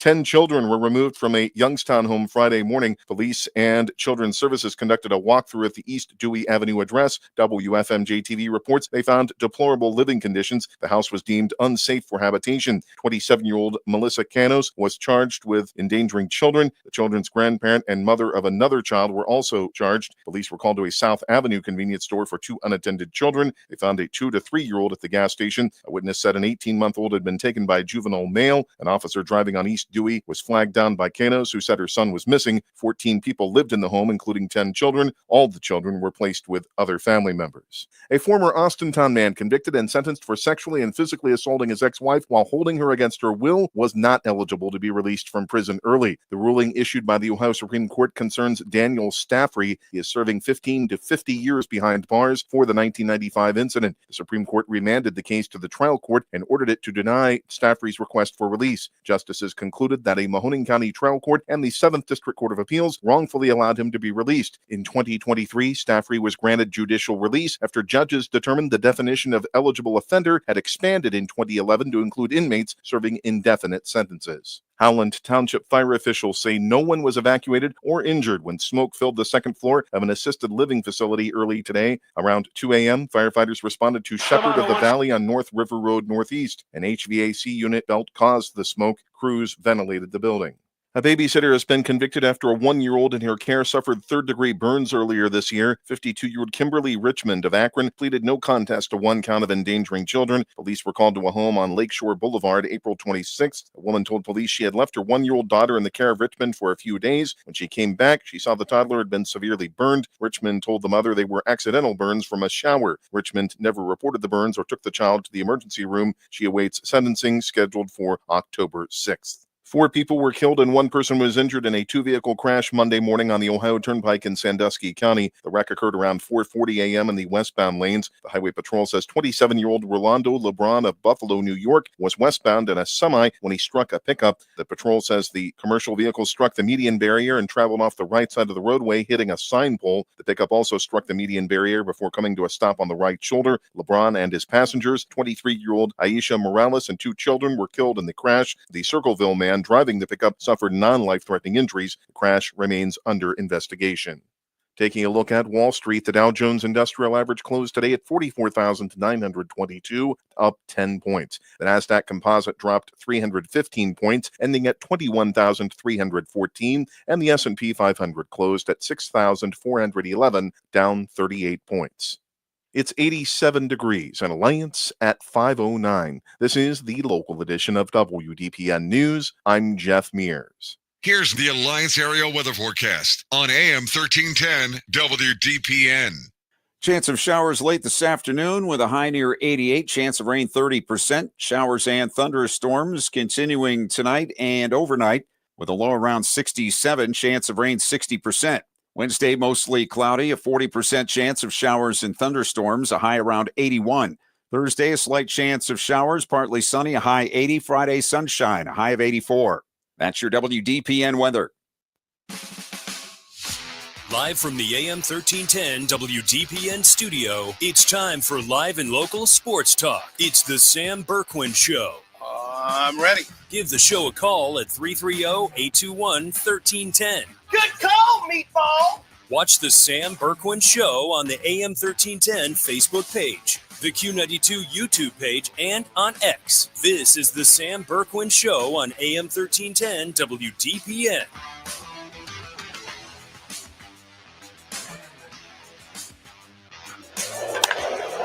High fly ball, deep right field. Carroll back. He's out of room. It's out of here.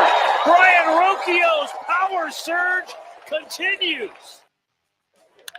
But he got it ball and just juiced it to deep right field. Way out of here. Second home run of the year for C.J. Cavis. Ground ball up the middle. This should do it. Around third. Here comes Tovar. Ball game over. Portobello has won it. The Rockies 4, the Dodgers 3. And a high fly ball to deep right center field. He did it again. Off the facing of the second deck. Second home run of the night for Bryce. Has been dramatic. Sweeney, power to the pull side. Trey Sweeney is leaving. 3-run homer for the Demon Barber of shortstop, and it's 9-0.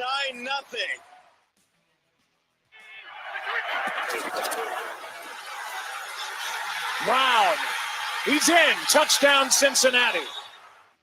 Little NFL football last night, a little preseason, a little baseball. Guardians picked up a win last night. Welcome into the Sam Bourquin Show. It is hour number 3 on AM 1310 WDPN. How we doing, Alliance? How we doing, Ohio? What's going on today? Another beautiful day. Boy, good day to play hooky, right? I imagine some of you went to the pool today. Maybe went fishing.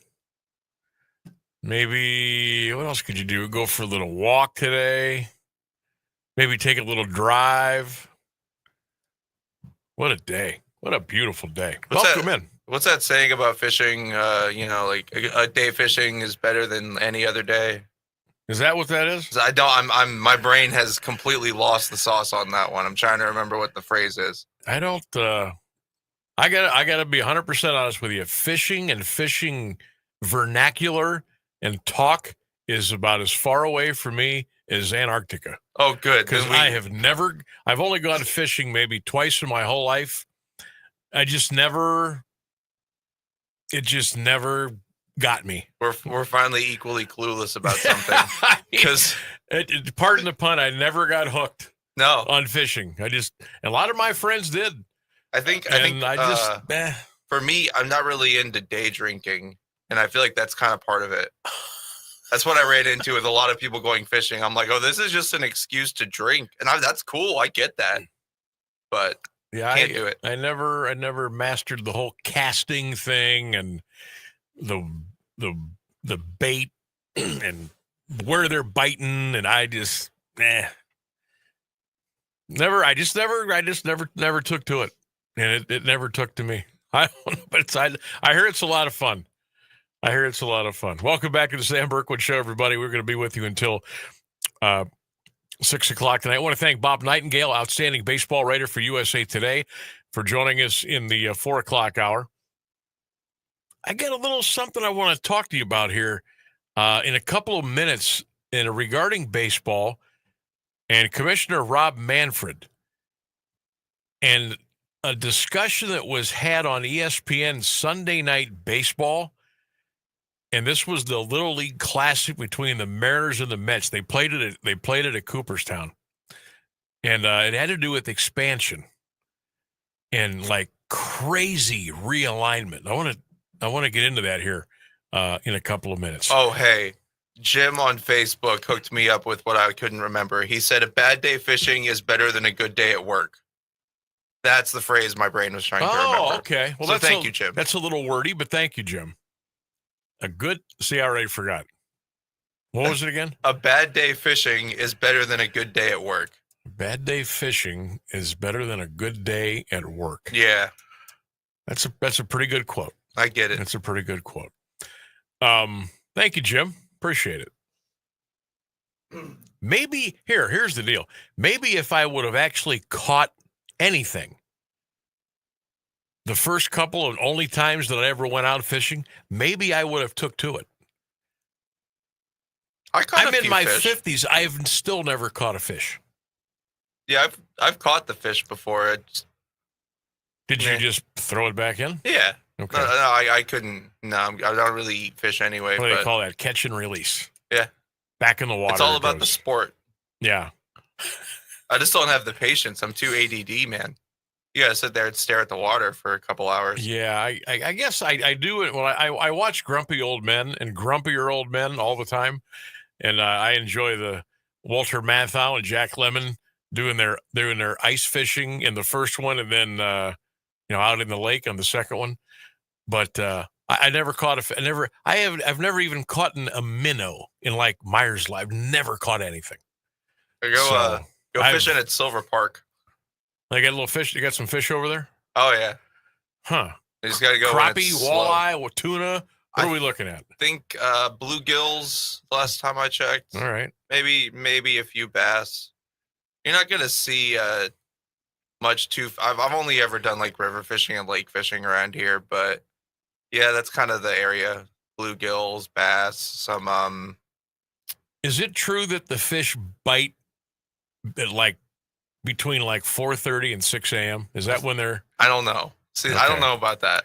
That's what I always heard. I can see the logic behind it, but I don't know that one. That one kind of just feels like a trap. Because that's the other thing that always kept me from going. Hey, we're going fishing tomorrow. Yeah, Set exactly. The alarm at 4. I'm not setting my alarm at 4. That's all the dudes who are like, I'm gonna get out of bed before the wife wakes up and get the hell out of the house. Yeah. No, I'm not doing that. No, I'm not getting up at 4. No. To go, no. I'm not getting out of bed at 4 a.m. for anything. I mean, but that's what I hear. That's when they bite. That's when if you're going to get them, that's when you're going to get them. But yeah, I never took to the fishing. I hear it's fun. I know a lot of people love it. I'm just I'm not a part of that crowd. But hey, go get them. Go get them. Catch them and put them back in the water.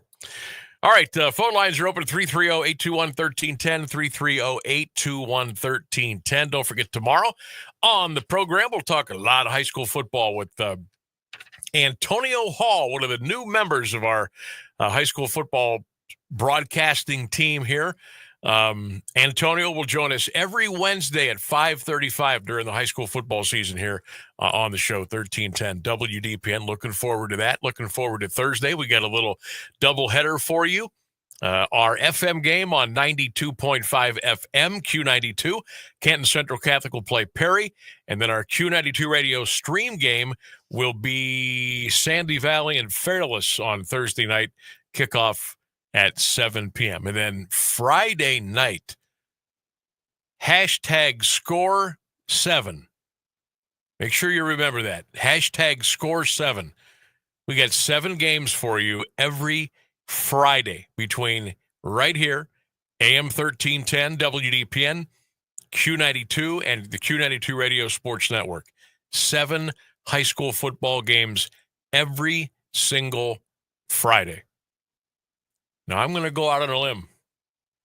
No one is doing 7 games every Friday night except us. Nobody. No one, not know how. Tune it in, 1310 WDPN and Q92 Radio every Friday. The best high school football coverage around. Oh, and it's free. You don't have to pay. There's no codes. There's no links. There's no Dropbox for payment. There's no subscription. No, it's free all season long. High school football, 1310 WDPN and Q92. All right. What else did I want to tell you? On this day in sports history coming up in about 6 or 7 minutes. We have our Sam Bourquin Show poll question of the day. Talk of a possible Super Bowl being hosted in London. Good idea or bad idea? Let us know. We'll read some of your comments here the rest of the show. Okay. Sunday night baseball. Cooperstown. It was the Little League Classic Sunday night, if you missed it. Mets and Mariners were playing, and they had the commissioner in the broadcast booth on ESPN for the telecast that night. So Bob Manfred hinted very strongly at the idea of more geographically friendly divisions, and there would come a major catch with that, and that would be expansion. Now, there has been talk, there have been rumblings the last couple of years about expansion in Major League Baseball. And it's like the same teams keep coming up over and over again in the discussion. Portland, Nashville, Salt Lake City, Charlotte. Those are like the big names. So the commissioner is kind of banking on wanting to get a couple of more teams into Major League Baseball. And then he is going to radically realign. Now, I will say this. Baseball has not expanded since 1998. That's when the Arizona Diamondbacks came in and the Tampa Bay Devil Rays. So it's been 27 years since expansion. Okay, I might listen there. That's almost 3 decades. Now, you got to worry about some of the teams right now. Namely, Tampa would be one that sticks out to me. Of course, the A's finally worked something out, although I don't know. I don't know. I don't know how that's going to work in Vegas, but they're going to be playing ball there, I think, in 2028, it looks like. Tampa, had their roof blown off of Tropicana Field. They're trying to get things squared away down there. But they're talking about bringing in 2 more teams. No mention of Montreal, which I thought was a bit weird. But Manfred was talking about this could be one of the craziest shakeups in baseball. Now, he's been changing the game. Pitch clock, ghost runner on second base, things like that. Now, I will say, for me, I'm not a big fan of the ghost runner at second base, but the pitch clock to me, I think that's been a pretty good idea. That's been a pretty good idea. You'll notice that the times of the games, most games are over by like 2:45, 2:50. Very, very few games now are taking 3+ hours. Now, I know things change a little bit in the playoffs because there is no ghost runner in the playoffs. You can only try to pick the runner off a couple of times on first base. I think some of the changes have been good.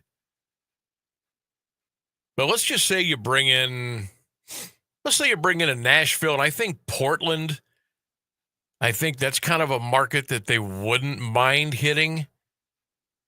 I think Portland, Charlotte, and Nashville,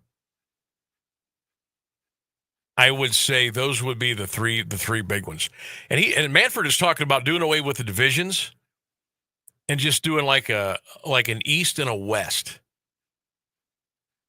And you start thinking about, okay, Guardians would be with the Reds, the Pirates, the White Sox, the Cubs, maybe the Brewers, maybe the Cardinals.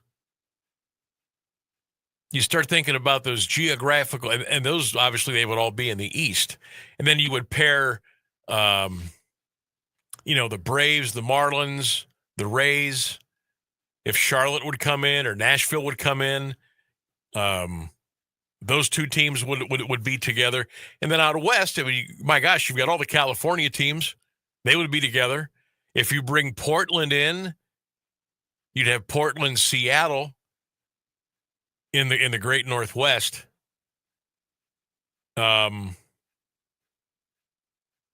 Manfred says he would like to get 2 more teams in the MLB before he retires.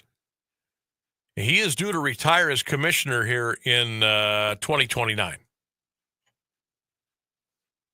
So he's changed the rules of the game. He's moved the schedule around a little bit. Now he wants to radically realign. And he wants to get some more teams in. Would you be in favor of expansion? 330-821-1310 or drop us a line on the Q92 radio page on Facebook. I didn't realize it's been 27, 28 years since they expanded. The Rays and the Diamondbacks, man. Boy, time is... How fast is time going? Holy cow. All right, on this day in sports history, 1957, the New York Giants Board of Directors voted to move the team to San Francisco. So the New York Giants became the San Francisco Giants in 1958. On this day in 1995, Bobby Thigpen of the Chicago White Sox got his 40th save of the season. He became the 8th and fastest to save 40 in the regular season. On this day in 1996, Paul Molitor of the Twins tied Lou Gehrig by hitting his 534th career double. How about this? On this day in 2004, baseball commissioner Bud Selig received a contract extension through the year 2009.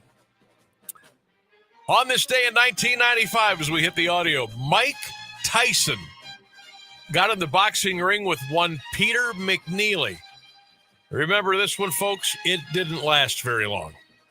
Butthead. Oh. Tyson with a left hook, a right uppercut. Down goes McNeely again. McNeely's hurt this time, Steve. He's very hurt. He can barely stand up. In this fight, he's got about 30 seconds left.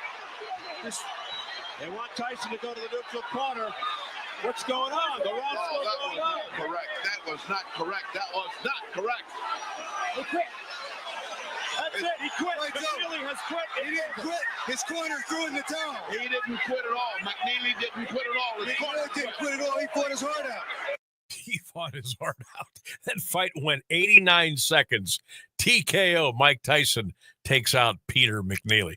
And finally, on this day in 2002, John Madden debuted on Monday Night Football.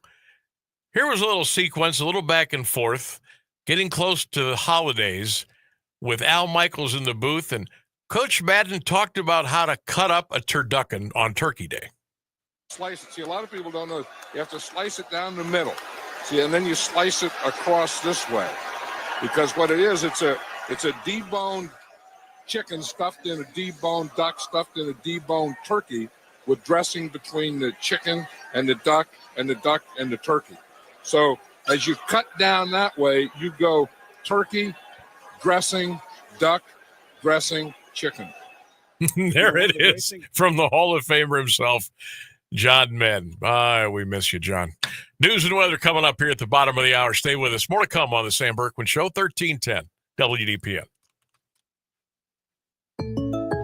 When something happens to your car, you might say, "Ugh, come on." Seriously? This is so extra. But what you could say is, Like a good neighbor, State Farm is there.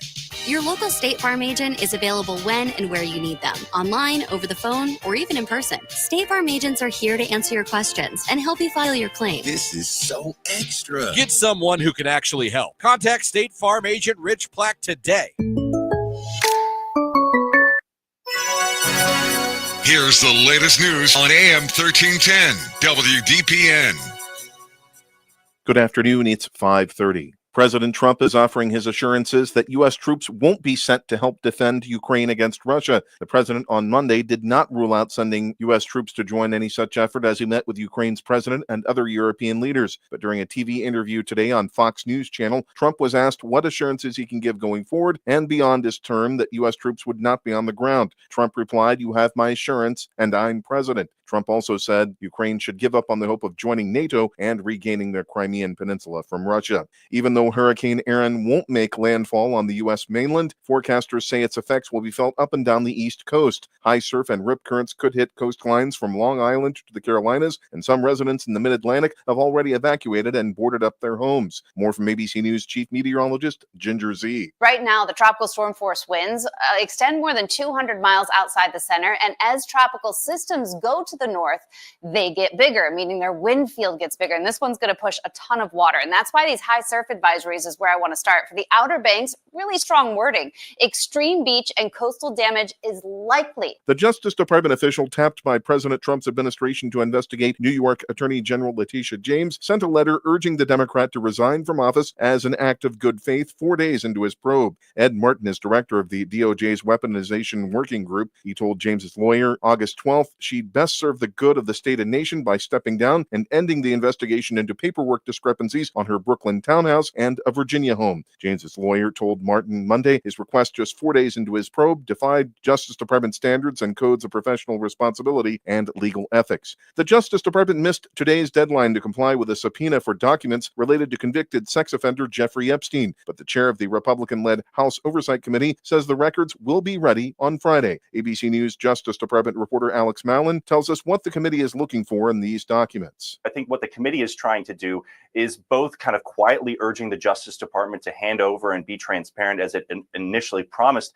in those files, and also mounting its own investigation, trying to, give out drips and drabs from former attorneys general and other officials who may have been involved in overseeing the Epstein federal investigations. It's 87 degrees in Alliance at 5:32. This is WDPN News. I'm Jeff Mears. Now, the Alliance Area Weather Forecast on AM 1310 WDPN. The afternoon forecast calling for chance of showers, mainly late, mostly sunny otherwise, a high near 88 degrees. Tonight, showers and thunderstorms likely, a low 67, chance of rain 60%. For Wednesday, a 40% chance of showers and thunderstorms, otherwise mostly cloudy, a high of 81. Thursday, a 20% chance of showers with a high near 80 degrees. That's your WDPN weather.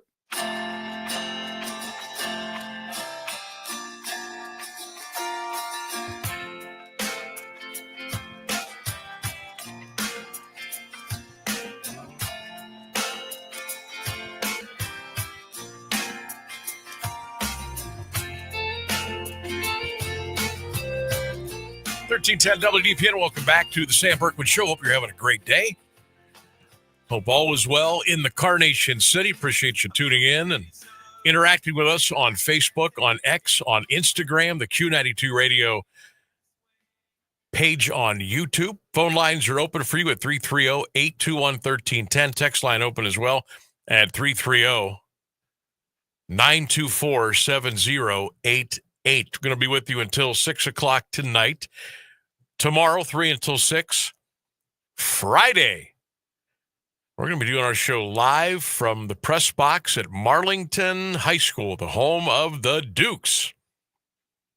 Before myself and Caleb Norick bring you the play-by-play of Marlington and Warrensville Heights. Pregame 6:30 Friday night, the kickoff at 7, right here on AM 1310 WDPN. And you'll also be able to listen to the broadcast on our 1310 X page, our Facebook page, and the Q92 radio page on YouTube. So 4 different ways you can listen to the Marlington-Warrensville Heights game Friday night. Pregame at 6:30, the kickoff at 7. We are looking forward to it. It's pretty easy, actually. If you watch the Sam Bourquin Show on any of our social media apps, you just come right back to the same app for the game. That's right. Real easy. That's as long as Sam doesn't debacle the equipment situation on Friday. Yeah. Which is bound to happen. I'm going to call it. It's going to happen. Hopefully I'll be able to figure it out and make sure we're running smooth. It really wouldn't be the first night of football if there wasn't at least 1 or 2 hiccups. There's just so many moving parts that it's bound to have one small hiccup somewhere. So Caleb, get ready, my friend. You're going to be busy on Friday. We work exclusively in the trial by fire department around here. So I have to ask, This is kind of like radio tech talk. Some of you are like, what are you talking about?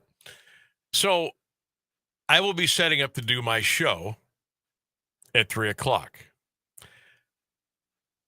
Will I just stay on the same, like I'm going to take a break from 6 to 6:30. Yeah. So will I just stay on, like everything will just stay open? All you'll I have to redo a link, or how does all this work? It'll just be a separate link for the game because it has to be a separate stream. So we will stop streaming at 6 for the show like we always do. And then we'll go back to music for a half an hour. And then we'll come right back at 6:30 with the pregame. So will I have to just like X out of everything and then do a whole like redo? No, you just keep your email open and click on a different link in a different email for that one. Okay. That'll be real simple. It sure sounds simple. I'm gonna send you 2 emails, one that's got a 1 on it, and one that's got a 2 on it. Yes. You're gonna click on the 1 for the show and the 2 for the sports game broadcast. You are going to have to make this as simple, like for a 5th grader. That's why I said 1 and 2. For me to understand and get all this stuff ready. You can count to at least 10. You got 10 fingers, so know that 1 comes before 2. We're good. Like I said, Caleb, you're going to be busy on Friday. I'm looking forward to it, though. I haven't broadcast. Can you crank my headphones up a little bit over there? I have not broadcast a football game from Marlington since Alden Hill was there and DeMonte Thomas. And who was the big tackle? Zach Higgins, I think. How long ago was that? That's the last time I've been in the Marlington press box. Those names do sound vaguely familiar to me. Yeah. But they were good, man. I think Ed Miley, if I'm not mistaken, was the coach then. And they had some years. I mean, that was the hot ticket over there on Moulin Avenue. You couldn't get in to watch Marlington play football. They were great. But, man, one year they ran into Buchtel over at Fawcett in the playoffs. And I was like, oh, man. I mean, the whole town was there. There was nobody left. What is it, Marlboro Township? There was nobody there. Everybody had gone to Fawcett to watch Marlington play Buchtel that night. And I remember I was doing the game, the station over in Canton. And I remember turning to my broadcast partner. I said, I don't have a good feeling about this game tonight. I was watching Buchtel warm up, and I was watching their line play and the drills they were doing in the end zone because we were not on the left side of the field doing the game up in the box. And I said, I think Marlington's in trouble. I said, I hope I'm wrong because Marlington was so good. I mean, watching Hill run the ball and Thomas. And remember, DeMonte was very good on the defensive side of the ball. Ended up playing up in Michigan. Had a great career with the Wolverines. That was before they were cheating. But, yeah, I went there. Bitter. I said, I think Marlington's in trouble. And I think it was like 21-0 before I could even shake my headset. That was a tough night. But the Dukes had a couple of great football seasons. They had a couple of battles with Louisville. Those two, I mean, those were real good teams. I don't know if Marlington's seen a team like that since. So I'm looking forward to heading over. We'll be with you Friday night, myself and Caleb Norick. Looking forward to working with the big guy. And we're going to have fun all season long. Friday Night Football, AM 1310, WDPN. And like Rainsburg was telling you, you'll be able to listen to our games just like you listen to the show. You can listen on the WDPN Facebook page, our Twitter page, X page, and the Q92 radio page on YouTube. It'll be fun. Tons of games on Q92 Radio, the Q92 Radio Sports Network. 7 games every Friday. We've got a doubleheader for you tomorrow, Perry Central and Fairless and Sandy Valley. And then the 7 big games on Friday over on Q92 Radio FM. The big one is Cleveland Glenville at Massillon. That's the big one Friday night. But we get you covered. We got all kind of football games for you coming up here this weekend. And the weather's going to be fantastic, so hopefully you can get to the games. If not, that's why we're here. Free broadcast. You don't have to subscribe. You don't have to pay a fee. You don't have to click a link and use your credit card and all that crap. It's free radio broadcast, free audio stream. 1310 WDPN and Q92 will be with you all season long. My man Antonio Hall will be joining us every Wednesday during the high school football season to talk pigskin. 5:35 tomorrow, 5:35 every Wednesday moving forward. Looking forward to that. I'm ready. I'm ready for high school football. The scrimmage season kind of came and went. I didn't get to as many as I would have liked, but just enough to get the blood pumping a little bit for Friday night football. Just enough. But tomorrow we're going to do our poll question. I'll give you a little heads up right now. I'm going to be asking you for your Stark County high school football top 5. And don't anybody else in town steal it for your show. It's mine. Okay? I'll be watching social media. I know who steals what. I know. So we're going to do our Stark County top 5 tomorrow. That'll be our poll question. Looking forward to that. Kind of a wide open year. I was talking to Keller this afternoon. Who was I talking to last night? Somebody at the North Canton Y. And Massillon looks like they will probably be the team to beat again. I think McKinley is going to take them a little bit of time with their line play, but I think they might be onto something. I heard, I was talking to somebody within the program, I think McKinley's only dressing like 55 kids. And I said, wow, that's crazy. Remember when McKinley used to dress over 100 kids? They're down to like 50 or 55.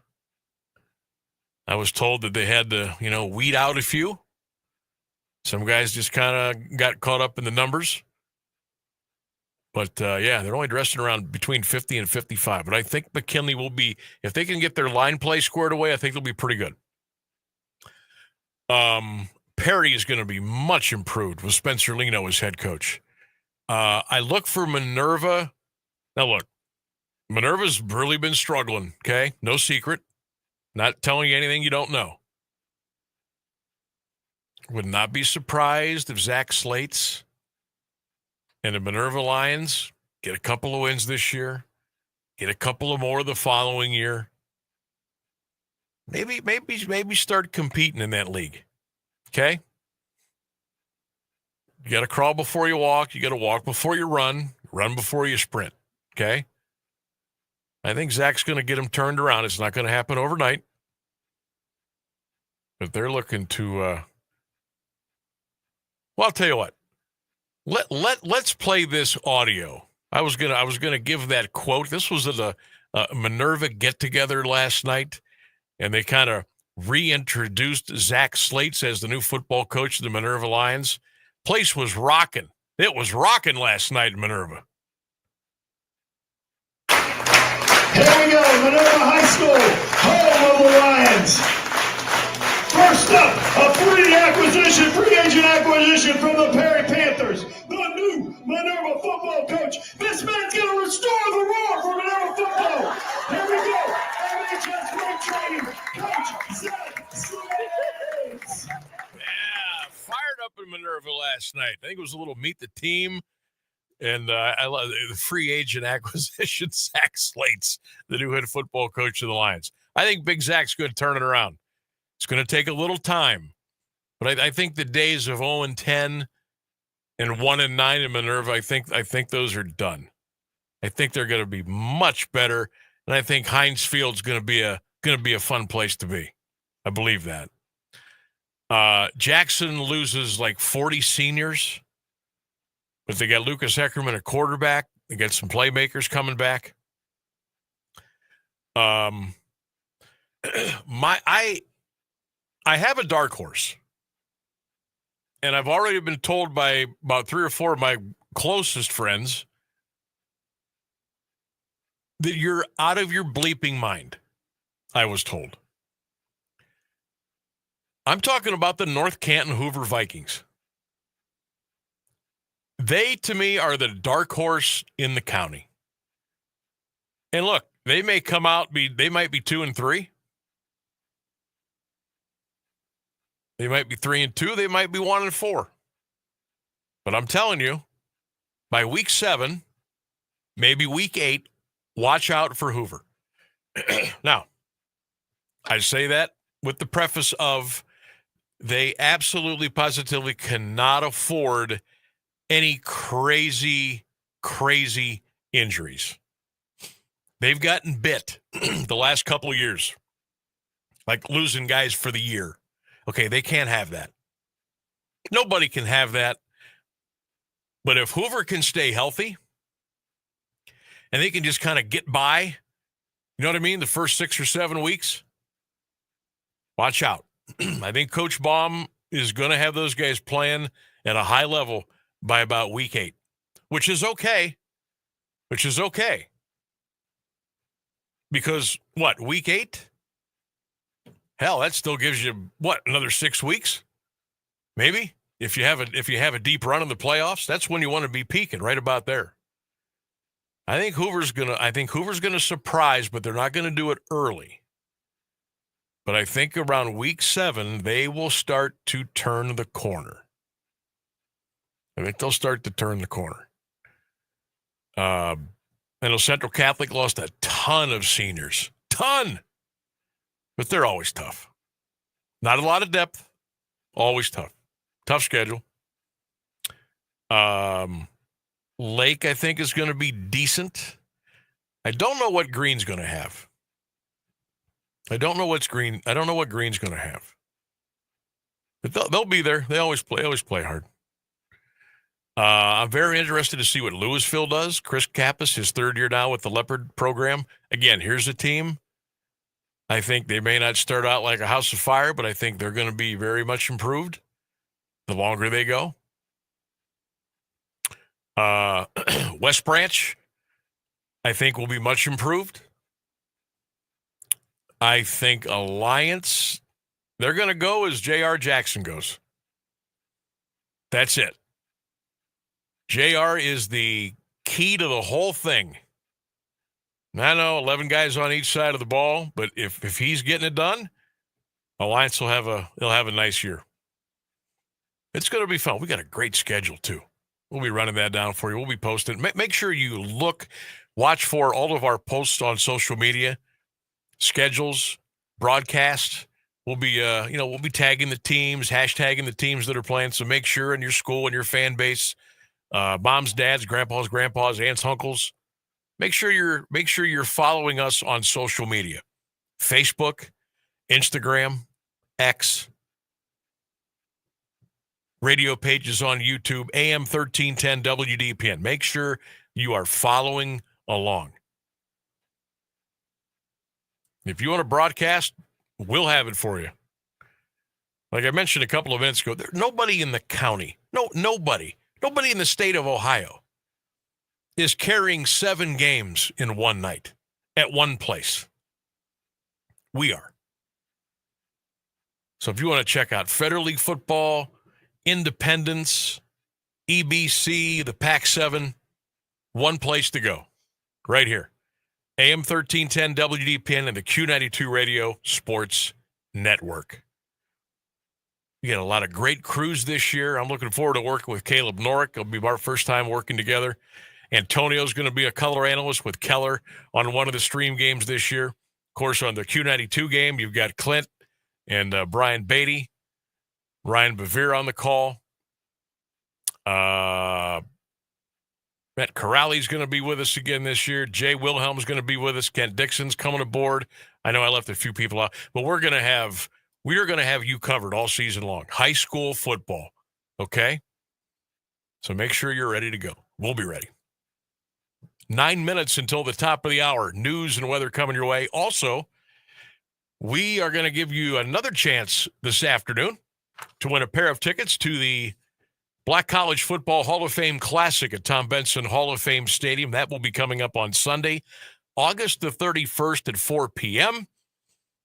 A chance for you to win tickets to that outstanding event coming up here in about 7 minutes from now. So stay tuned for your chance to win. Let's break. 1310 WDPN.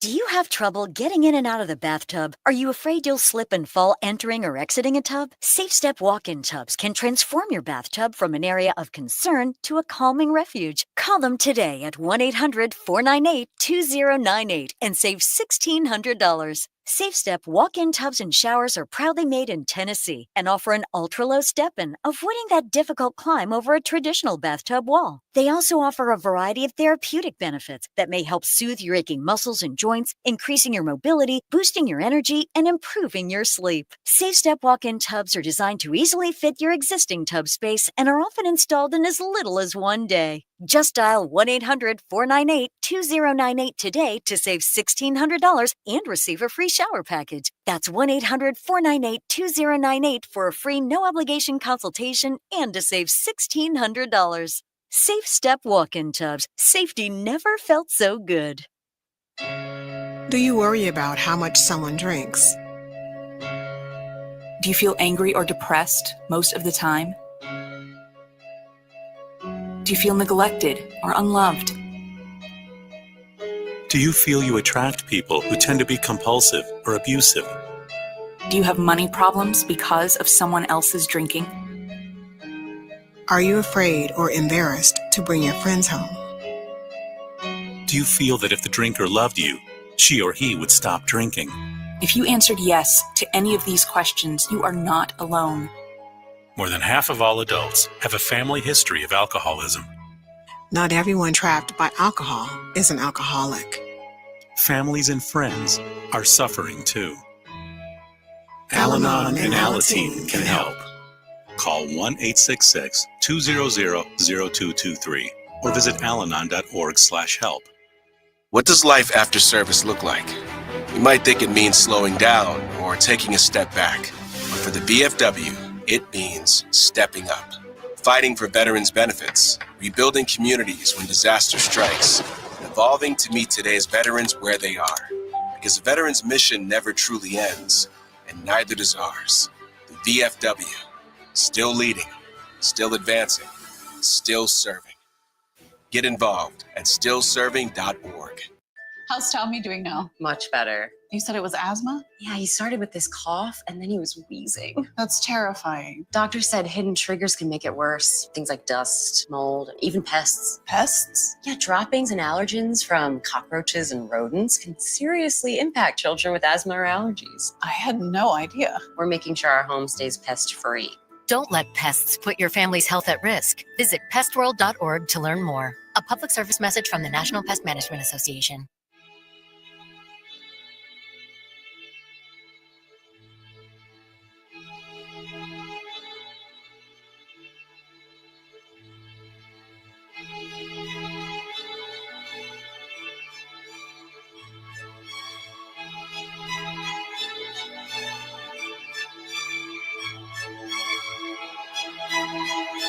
Back in the Sam Bourquin Show, we've got about 5 minutes until we close up shop for the day. Phone lines are open for you at 330-821-1310.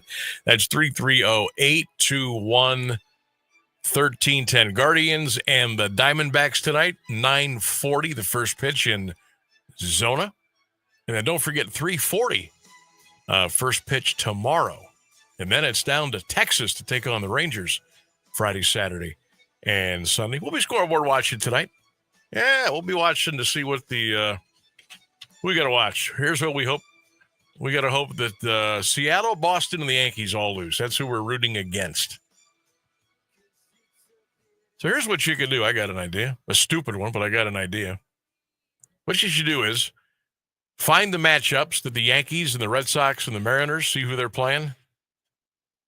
and bet on the other team to lose. Okay? So if that happens, you win money. But if they lose, then the Guardians pick up steam in the wild card. So it's a win-win. Just don't throw all your money away on those games, okay? Be smart. Your chance to win a pair of tickets to the Black College Football Hall of Fame Classic at Tom Benson Hall of Fame Stadium, August the 31st. Your chance to win coming up here in about 3 minutes. So stay tuned for your chance to win. We'll make it real easy for you here, okay? All right, last night, these are the kind of conversations that you get during a Major League Baseball season. Remember, it's 162 games, and you see blowouts, you see close games, you see near-perfect games, near no-hitters, you see games that are 18-15, you see 15-inning games, you see 1-0 games, you see everything. Well, last night in Philadelphia, it was one of those snoozer games between the Phillies and the Seattle Mariners. Now, the Phillies would go on to win the game by the score of 12-7, but it was like, I don't know, 11-4, 12-4 in the 8th inning. And the broadcast crew, which includes one John Kruk, they happened to get on a conversation about vegetarian food. And this is the conversation that ensued last night in Philly with the Phillies taking on the Nationals. Wow. Well, I can't see it. You got the paper on. That's a lot of paper. That's a Lissio's roll. hearty sandwich. Seeded roll. The shallots. The kale. Outside corner. What are shallots? They're like onions, aren't they? I don't know. They're fancy onions. Fancy onions. Yeah, it looks good. I'm going to take mine home and have it for breakfast tomorrow. Good idea. And maybe lunch, too. You probably could have it for both. Taryn's eating it without the cutlet on it. God hates a quitter. I'm making a mess. I'm sorry, guys. God hates I got really excited. God hates a quitter. A salad on a sandwich is really up my alley. Salad on a sandwich. Just like croutons. The bread's the croutons. 0-2 to Suarez. Inside. If I ever become a vegan, would you just punch me in the face as hard as you can? You know, Sarge had us. Yeah, that's what you get into when it's a 12-4 game in the 8th inning. Crucky asking for people to just punch him in the face. That's what we got last night out of the broadcast crew up in Philadelphia. That was funny. All right. Hey, before we go, here's your chance to win. Phone lines are open. Be the first caller. 330-821-1310. 330-821-1310. Your chance to win a pair of tickets. These are good seats, too. To the Black College Football Hall of Fame Classic at Tom Benson Stadium. Sunday, August the 31st at 4 p.m. Great football, tailgating, music, entertainment, and more as Virginia Union takes on Miles College. Be caller 1-330-821-1310, and you win the tickets to the Black College Football Hall of Fame Classic at Tom Benson Stadium. 330-821-1310. Caller 1, you win the tickets. Thanks to my extraordinary producer Ryan Rainsberg today. Great job. Thanks to all of you for calling, emailing, texting, and commenting. And we'll be back and do this all over again tomorrow at 3 right here on 1310 WDPN. Don't forget, go Browns, go Cavs, go Bucks, go Guards. Good night, everybody. We'll see you tomorrow.